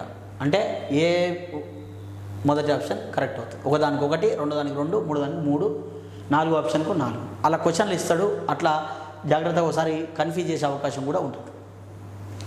నెక్స్ట్ క్వశ్చన్ విద్యార్థులారా, మనం చూస్తే ఇక్కడ గాంధార శిల్పకళకు సంబంధించి సరైన దానిని సూచించుము అని చెప్పిండు. గాంధార శిల్పకళకు సంబంధించి సరైన దానిని సూచించుము. అసలు నీకు గాంధార శిల్పకళ అంటే ఏందో నీకు తెలవాలి ఫస్ట్. గాంధార శిల్పకళ అంటే ఏంది అనేది నీకు తెలవాలి ఫస్ట్. తెలిస్తే నీవు ఆన్సర్ చేయగలదు. ఈ శిల్పకళ ఏ మతానికి సంబంధించింది? ఫస్ట్ అంచనా వేసుకోవాలి. బౌద్ధ మతానికి సంబంధించింది. బౌద్ధ మత శిల్పకళలు మొత్తం ఎన్ని రకాల శిల్పకళలు ఉన్నాయి? 3 రకాల శిల్పకళలు ఉన్నాయి. 3 రకాలు. బౌద్ధ మతం ఎన్ని రకాలుగా చీలిపోయింది? ఈనయానం, మహాయానం. ఈనయానం, మహాయానం 2 భాగాలుగా చీలిపోయింది. మళ్ళీ బౌద్ధ మత కళలు ఎన్ని? 3. ఒకటి గాంధార శిల్పకళ, మధుర శిల్పకళ, అమరావతి శిల్పకళ. Amaravati school of art, Amaravati శిల్పకళ. చూడండి, అసలు గాంధార శిల్పకళకు సంబంధించిన సరైన దాన్ని సూచించమంటే అసలు గాంధార శిల్పకళ అంటే ఏంది అనేది ఫస్ట్ మనకు తెలియాలి. ఈ శిల్పకళ ఎక్కడొచ్చింది, ఎందుకు వచ్చింది, ఏ మతానికి సంబంధించింది అనేది. బౌద్ధ మతం 2 భాగాలుగా చీలిపోతుంది. ఈనయానం, మహాయానం. రెండవ బౌద్ధ సంగీతిలో విడిపోతుంది. తర్వాత 4వ సమావేశంలో 18 భాగాల బౌద్ధం చివరికి 2 భాగాలుగా మనం చూస్తాం. మళ్ళా ఇక్కడ మన కళలు ఏంటివయ్యా అంటే, ఇక్కడ ఈనయానం, మహాయానం మనం చూస్తే ఈనయానం ప్రజలు ఎవరైతే ఉన్నారో వాళ్ళు బుద్ధుని జీవితంలో జరిగినటువంటి 5 ప్రధాన సంఘటనల చిహ్నాలను పూజిస్తారు.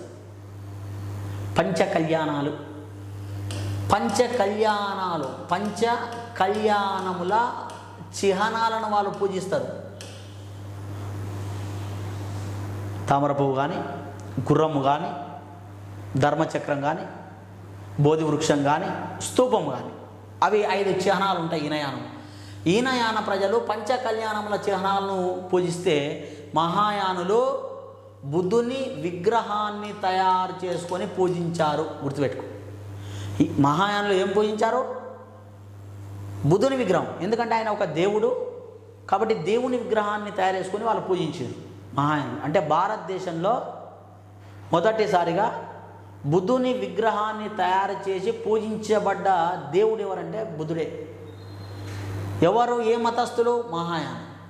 మహాయాన బౌద్ధులు బుద్ధుని విగ్రహాన్ని మొదటగా తయారు చేసుకొని బుద్ధుని దేవునిగా పూజించారు. అది మహాయానానికి సంబంధించింది, గుర్తుపెట్టుకోండి. మరి ఈయనయానంలో బుద్ధుడు దేవుడు కాడు, టీచర్, గురువు. కాబట్టి గురువు జీవితంలో జరిగిన చిహ్నాలను పూజిస్తారు వాళ్ళు. కాబట్టి బుద్ధునికి సంబంధించి మహాయానంలో విగ్రహం తయారు చేసుకున్న ఆ విగ్రహం ఎన్ని రకాలుగా ఉన్నాయంటే 3 రకాల కళల్లో వచ్చింది. ఒకటి గాంధార, మధుర, అమరావతి.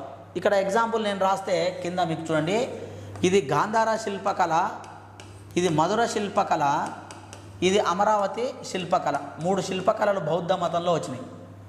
అంటే శిల్పకళలు బౌద్ధ మతంలో 3, అందులో గాంధార అనేది ఒకటిగా మనం చూస్తూ ఉన్నాము. ఆ విధంగా గుర్తుపెట్టుకోవాలి. బౌద్ధ మత శిల్పకళలు ఏంటంటే 3 రకాలైన శిల్పకళలు ఉన్నాయి. గాంధార అనే ప్రాంతం భారతదేశానికి వాయువ సరిహద్దున, ఇంతకుముందు షోడశ సమాజంలో చూసాం కదా, అక్కడ వాయువ సరిహద్దున గాంధార అనే ప్రాంతంలో ఒక శిలను తీసుకొని ఒక విగ్రహాన్ని చెక్కారు. అది ఒక కళలా ఏర్పడింది, అదే గాంధార శిల్పకళ. గాంధార అనే ప్రాంతంలో ఒక శిలను చెక్కారు. ఆ చెక్కిన శిల బుద్ధునికి సంబంధించింది. అది గాంధార ప్రాంతంలో జరిగింది, అందుకే దాన్ని ఏమన్నాం, గాంధార శిల్పకళ అన్నాం. రైట్, అట్లా చూసుకోండి. ఇక్కడ ఆప్షన్లో మనం చూస్తే బౌద్ధ మత మొట్టమొదటి శిల్పకళ, దీన్ని ఇండో గ్రీక్ శిల్పకళ అంటారు. రైట్, ఎందుకంటే మనం చూసినాం దీన్ని భారతదేశంలో, ఇండియాలో ప్రవేశపెట్టిన గ్రీకులు. ఈ శిల్పకళను ఇక్కడ చూడండి, బౌద్ధ మత మొదటి శిల్పకళ, దీన్ని ఇండో గ్రీక్ శిల్పకళ అంటారు. దీన్ని గ్రీకులు ప్రవేశపెట్టగా కనిష్కుడు అభివృద్ధి చేశాడు. అలెగ్జాండర్ గ్రీకులు భారతదేశానికి వచ్చినప్పుడు వాళ్ళు ప్రవేశపెడితే గాంధార అనే ప్రాంతంలో విగ్రహాన్ని తయారు చేస్తే అది కనిష్కుని కాలంలో బాగా అత్యున్నతమైన స్థాయికి వచ్చింది, శిల్పకళ అభివృద్ధి చెందింది. కాబట్టి ఎవరు ప్రవేశపెట్టారు? గ్రీకులు. ఏ దేశంలో? ఇండియాలో. అందుకే దీన్ని ఇండో గ్రీక్ శిల్పకళ అంటారు. రైట్, నెక్స్ట్ రెండోది, ఈ శిల్పకళను భారతీయ భౌతిక రూపం గ్రీక్ ఆత్మగా పేర్కొంటుంది. గ్రీక్ ఆత్మగా పేర్కొంటారు. ఏంది, చాలా మందికి అర్థం కాదు, అసలు భౌతిక రూపం ఏంది, గ్రీక్ ఆత్మగా అంటుండే ఏంది సార్ అంటాడు. అంటే ఈ శిల్పకళలో బుద్ధుని విగ్రహాన్ని చెక్కేటప్పుడు ఎట్లా ఉంటుందంటే, భారతీయ భౌతిక రూపం గ్రీక్ ఆత్మగా పేర్కొంటారు. అంటే ఫిజికల్గా బుద్ధుడు భారతీయులాగా ఉంటాడంట,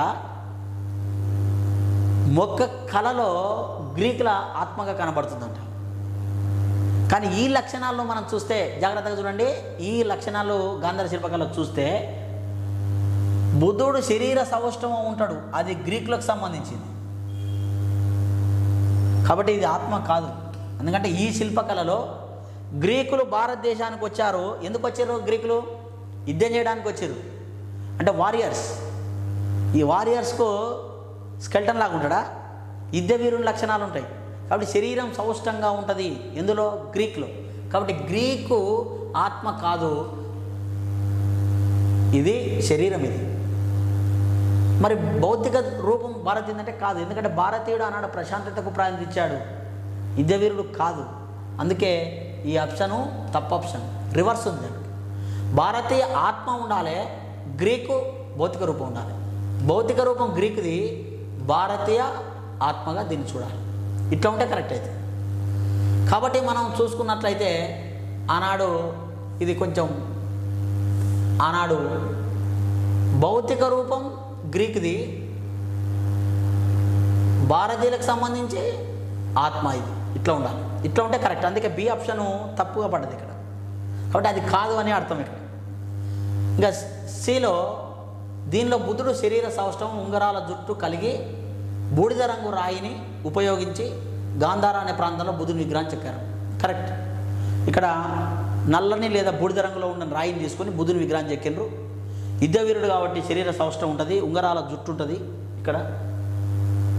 కాబట్టి అది కరెక్ట్ ఆప్షన్. అంటే ఇది కూడా correct. A correct? C correct. ఇక డి ఆప్షన్లో మహాయాన బౌద్ధులు గాంధార శిల్పకళను ఉపయోగించి బుద్ధుని విగ్రహాన్ని మొదటగా తయారు చేశారు. అందుకే భారత్లో విగ్రహ రూపంలో తయారు చేసిన మొదటి దేవుడు బుద్ధుడు. ఎగ్జామ్లో ఒక్కొక్క ఆప్షన్ నుంచి ఒక్కొక్క క్వశ్చన్ అడిగే అవకాశం ఉంటుంది. ఎలా అడిగినా ఆన్సర్ దిగాలే. అంటే ఈ డి ఆప్షన్ కూడా ఇక్కడ మనకు కరెక్ట్ అయింది. ఎందుకంటే మహాయాన బౌద్ధులు గాంధార శిల్పకళను ఉపయోగించి బుద్ధుని విగ్రహాన్ని తయారు చేశారు. కాబట్టి ఇంతకుముందే చూసినాం మనం గాంధార శిల్పకళ. అందుకే భారత్లో విగ్రహ రూపణ తయారైన మొదటి దేవుడు అంటే బుద్ధుడు. కాబట్టి రెండోది తప్ప మీది అన్నీ కరెక్ట్ ఉన్నాయి. అంటే ఏసిడి కరెక్ట్, ఏసిడి మాత్రమే సరైనవి. రెండో ఆప్షన్ సెలెక్ట్ చేసుకోవాలి. ఎందుకంటే ఏలో ఏబిసి మాత్రమే అన్నాడు. ఎందుకంటే బి తప్పు కాబట్టి బి ఉన్నదలా కొట్టేసుకోండి. బి ఎక్కడైతే కనబడుతుందో అది. ఇక డి తప్ప మిగతా సరైనవి అన్నాడు. కాబట్టి ఇక్కడ సి ఉన్నది కాబట్టి ఇది కూడా తప్పు అవుతుంది. ఎందుకంటే అక్కడ బి ఉంది, అందులో డి తప్ప అంటే ఏబిసి అన్నట్టు అక్కడ సేమ్ మొదటి ఆప్షన్ లాగా. కాబట్టి రెండోది కరెక్ట్ అవుతుంది అక్కడ. కాబట్టి ఇలా క్వశ్చన్ అడిగినప్పుడు మనం జాగ్రత్తగా ఆలోచించి సమాధానం చేయవలసిన అవసరం అనేది ఉంది. ఓకే స్టూడెంట్స్, నెక్స్ట్ క్వశ్చన్ మనం చూస్తే జైన మతానికి సంబంధించిన సరైనవి ఏమి అని చెప్పిండు. జైన మతానికి సంబంధించి సరైనవి: సల్లేఖన వ్రతాన్ని ఆచరించి మరణించిన భారతదేశ మొదటి చక్రవర్తి మౌర్య చంద్రగుప్తుడు. అంటే జైన మతంలో ఒక వ్రతం ఉంటుంది, అదే సల్లేఖన వ్రతం. సల్లేఖన వ్రతం అంటే సెల్ఫ్ స్టార్వేషన్. ఎలాంటి ఆహార పానీయాలు తీసుకోకుండా శరీరాన్ని శుషింపజేస్తూ చనిపోవటం, అది మోక్షం దొరుకుతుందని వాళ్ళ నమ్మకం. రైట్. మౌర్య చంద్రగుప్తుడు మౌర్య సామ్రాజ్య చక్రవర్తిన మొదటి వ్యక్తి చనిపోవడం జరిగింది. ఈయన భారతదేశంలో దక్షిణాన మైసూర్ ప్రాంతంలో శ్రావణ బెలగొల అనే ప్రాంతంలో మరణిస్తాడు, మైసూర్ ప్రాంతానికి దగ్గర. రైట్, ఆయన మొదటి వ్యక్తి కరెక్ట్. జైన మత పవిత్ర గ్రంథాల అంగాలు ఇవి పాలీ భాషలో మొదటి జైన పరిషత్ సమావేశంలో వ్రాయబడ్డాయి. కానీ ఉపాంగాలు రెండవ జైన పరిషత్తులో సంస్కృత భాషలో రాయబడ్డాయి. అంటే అంగాలేమో పాలీ భాషలో ఉన్నాయి, ఉపాంగాలేమో సంస్కృత భాషలో ఉన్నాయి. అంగాలు 12 కావున జైన కాలచక్రంలో 12 ఆకులు ఉంటాయి. చూసారా, ఎన్నో క్వశ్చన్లు తయారైంది దీని నుంచి. జైన మత పవిత్ర గ్రంథాలు ఏమంటారు? అంగాలు అంటారు. అంగాలు ఏ భాషలో రాయబడ్డాయి? పాలీ లేదా అర్ధమగాది భాష అంటారు దాన్ని. ఉపాంగాలు ఏ భాషలో ఉన్నాయి? సంస్కృతం. చూసారా, ఎందుకంటే ఎట్లా అర్థం చేసుకోవాలి, దీన్ని ఎట్లా గుర్తుపెట్టుకోవాలంటే, మొదటి జైన సమావేశం 310వ సంవత్సరం క్రీస్తుపూర్వంలో జరిగింది. రెండో జైన సమావేశం 512 నాటికి క్రీస్తు శకంలో జరిగింది. ఒకటి క్రీస్తుపూర్వం ఉంది, ఒకటి క్రీస్తు శకం ఉంది. అంటే క్రీస్తుపూర్వం 310 నాటికి పాలీ భాష బాగా ఉచ్చ స్థాయిలో ఉంది. క్రీస్తు శకం గుప్తుల కాలం ఎండింగ్లో, గుప్తుల కాలం చివరి దిశలో సంస్కృత భాష ఉంది. ఇట్లా కూడా అర్థం చేసుకోవచ్చుగా మనం. చూడండి, టెక్నికల్గా మైండ్ ఉపయోగించాలి. మొదటి జైన సమాజం ఎప్పుడు జరిగింది? ఆనాటి రాజ్యభాష ఉంది. లేదా ఇంకో రకంగా అర్థం చేసుకోవచ్చు. ఏ మతం ఇది? జైనం. జైన మతం ఏ మతానికి వ్యతిరేకం? ఆర్యులు రాజ్యభాష ఏంది? సంస్కృతం. ఆర్యులకు వ్యతిరేకం ఎవరు? జైనులు. జైనుల రాజ్యభాష సంస్కృతం ఒకటే ఉంటుందా? ఉండదు. కాబట్టి ఏ భాష వచ్చింది? వేరేది వచ్చింది, పాలీ భాష వచ్చింది. అట్లా కూడా అర్థం చేసుకోవచ్చు. ఇట్లా టెక్నికల్గా నీ మైండ్ ఉపయోగించాలి. ఒక స్ట్రక్చర్ ఇస్తాం, ఆ స్ట్రక్చర్ నువ్వు దాంట్లో ఏం ఫిలప్ చేస్తావో తర్వాత ఫిలప్ చేసుకోవాలి. ఒక ఇల్లు కట్టేటప్పుడు పిల్లర్స్ ఎలా ఉండాలి, దాని స్ట్రక్చర్ ఎలా ఉండాలో డిజైన్ చేసి ఇస్తాం. ఇంటీరియర్ డెకరేషన్ మొత్తం నువ్వు చేసుకోవాలి. ఇప్పుడు విద్యార్థులు మనం ఇంటి దగ్గర పార్టీ చేసుకోవాలనుకో, చికెను మటను వండుకోవాలి కుటుంబం. చికెన్ ఇవ్వటం ఎత్తు, దానికి మసాలా యాడ్ చేయడం ఒకటి. అంటే ఇది మసాలా లాంటిది, అంటే నీవు ఉపయోగించాలి ఏంది ఎట్లా అని, అట్లా ఆన్సర్ వస్తుంది. మరి పంచవ్రతాలు, త్రిరత్నాలు, శ్రమణులు, అంగాలు జైన మతం సంబంధించి కరెక్టే. పంచవ్రతాలు, త్రిరత్నాలు, శ్రమణులు, అంగములు, పంచవ్రత సిద్ధాంతాలు, త్రిరత్నాలు పాటించాలి. శ్రమణులు అంటే జైన మత ప్రచారకర్తలు, సన్యాసులు. అంగాలంటే పుస్తకాలు. కరెక్ట్. మొదటి జైన మత సమావేశానికి స్థూలభద్రుడు, రెండో జైన సమావేశానికి దేవర్షి శ్రమణుడు లేదా దేవర్షి క్షమ శ్రమణుడు అంటాం. ఆయన అధ్యక్ష వివరించారు. కాబట్టి అన్నీ కరెక్ట్ ఇందులో. చూసారా, అంటే టెక్నికల్గా విశ్లేషణగా మైండ్లో ఉన్నప్పుడు మాత్రం ఆన్సర్ చేయగలుగుతాం. ఏదో ఒకటి ఇవన్నీ చదివి నీకు అర్థం చేసుకోవాలంటే బ్రాడ్ మెంటాలిటీ ఉండాలి, అర్థం కావాలి, సబ్జెక్ట్ అవగాహన ఉండాలి. అన్నీ ఉంటేనే ఏదో ఆన్సర్ వస్తుంది. లేదా ఒకటి ఉండదు, అది ఏం అర్థం కాక ఏదో ఆప్షన్ పెట్టి వెళ్ళిపోతాం. అట్లా ఎన్నిసార్లు రాసిన ఎగ్జామ్ రాదు. కాబట్టి కాంపిటేటివ్ ఎగ్జామ్లో నువ్వు నిలవాలి, గెలవాలి అంటే విశ్లేషణ పరంగా చదవాలి. కాబట్టి అన్నీ కరెక్టే. అక్కడ ఏబిసిడి సరైనవి. రైట్, చూసారా, సెలెక్ట్ చేసుకోవాలి. రైట్. నెక్స్ట్ క్వశ్చన్, మగధ కేంద్రంగా వచ్చిన రాజ్యాలు స్థాపకులు వరుసగా అమర్చుము. మనం చూసాం షోడశ మహాజనపదాల్లో అన్నిటికన్నా గొప్పది ఏందమ్మా అంటే మగధ. మగధ కేంద్రంగా రాజ్యాలు వచ్చినాయి. ముఖ్యంగా హర్యాంక వంశం మొదటిది, తర్వాత శిశునాగ వంశం, నందవంశం, మౌర్య వంశం వరుసగా వచ్చిన రాజవంశాలు. మరి ఇలాంటి పరిస్థితుల్లో మనం ఏమి అర్థం చేసుకోవాలా అమ్మా అంటే, ఆనాడు అర్థం చేసుకోవాల్సిన విషయాన్ని చెప్తున్నా. 4 రాజవంశాలు ముఖ్యంగా ఇక్కడనే గుర్తుపెట్టుకో, హర్యాంక, శిశునాగ, నంద, మౌర్య. హర్యాంక కన్నా ముందు బృహద్రథ వంశం అనేది ఉంటుంది, బృహద్రథ వంశము.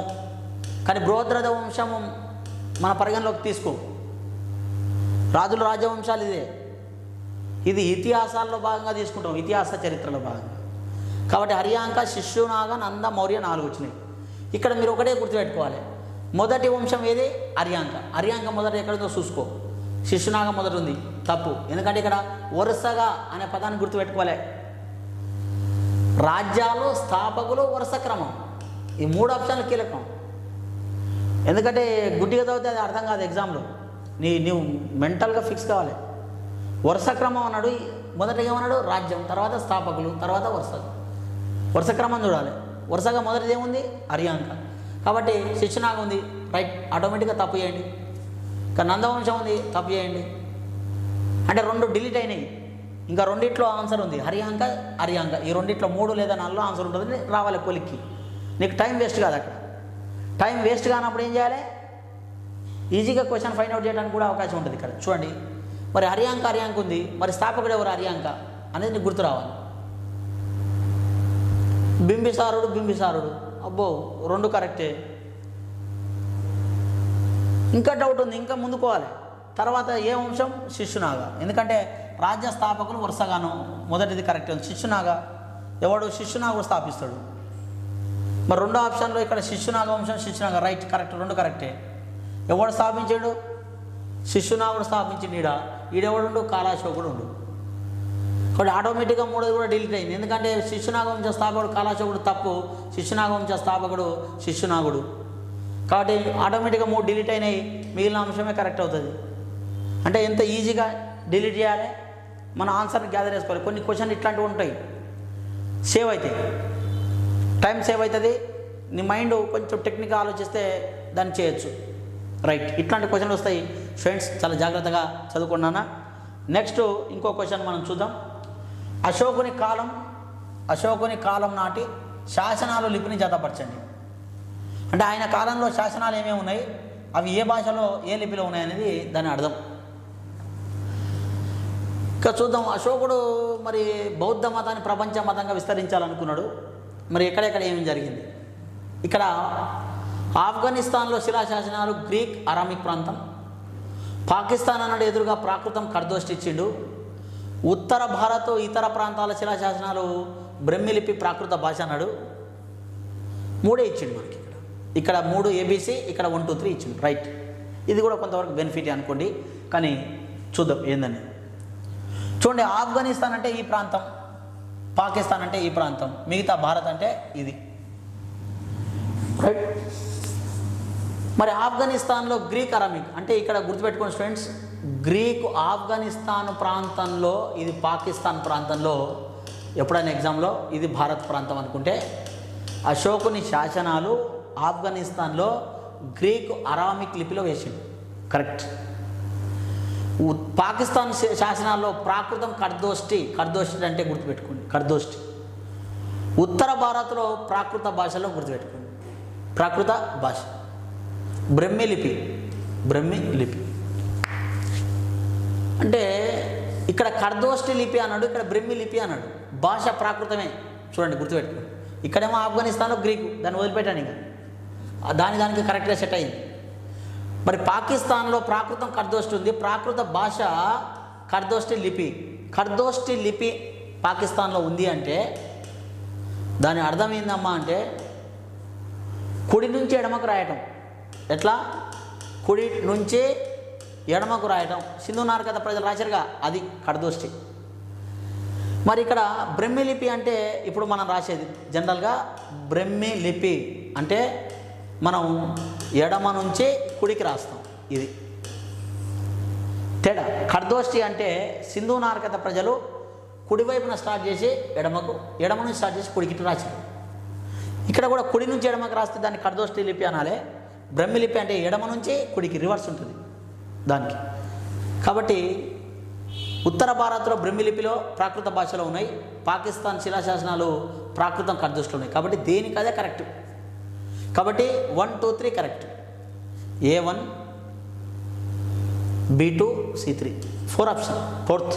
చూసిరా ఎంత టెక్నికల్గా క్వశ్చన్లు ఇస్తుండో. అంటే మనకు తెలిసి ఉండాలి అక్కడ ఏ కడదోష్టి అంటే ఏంది అంటే, కడదోష్టి అని బట్టి పడితే కాదు, కడదోష్టి లిపి ఎలా రాయబడేది అనేది చదవాలి. ప్రాకృత భాష అంటే లోకల్ భాష, పాలి భాషలో రాయబడేది, సామాన్య మానవునికి అర్థమయ్యేది, సంస్కృతానికి వ్యతిరేకం అట్లా. ఓకే రైట్ విద్యార్థులారా, నెక్స్ట్ క్వశ్చన్ మనం గమనిస్తే అశోకుని ఏ స్తూపాల నుంచి ఏ చిహ్నాలు గ్రహించారో సరైన వాటిని గుర్తించు అన్నాడు. చూడండి ఇక్కడ పాటలీపుత్రం అనే ప్రాంతం బీహార్ ప్రాంతంలో ఉంది. ఇక్కడ నుంచి మనకు చక్రంని తీసుకోవటం అనేది జరిగింది. చక్రాన్ని తీసుకున్నాడు ఇక్కడ. రాంపూర్వ శ్రావస్తి ఎద్దుని తీసుకున్నారు. లౌర్యానందర్గఢ్ సింహం, దౌలి ఏనుగు. పాటలీపుత్రం అంటే చక్రాన్ని తీసుకున్నారు అక్కడ. పాట్నా ప్రాంతంలో స్తూపం నుంచి చక్రాన్ని గ్రహించారు, అశోకుని స్తూపం నుంచి. రాంపూర్వ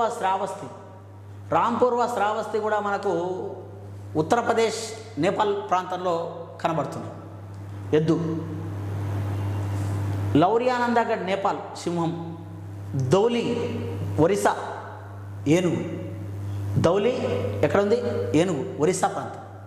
ఈ స్తూపాల నుంచి అవి గ్రహించారు. అంటే 2143 ఇది ఫస్ట్ ఆప్షన్ సెలెక్ట్ చేసుకో. అట్లా అడిగే విధానాన్ని చూస్తూ చదవాలి.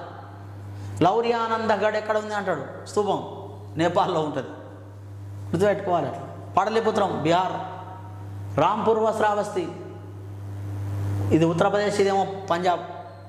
దౌలి ఎక్కడ? ఒరిస్సా, తొసల ఉత్తరప్రదేశ్. ఇట్లాంటి ప్రాంతాలు గుర్తుపెట్టుకోవాలి, చదవాలి.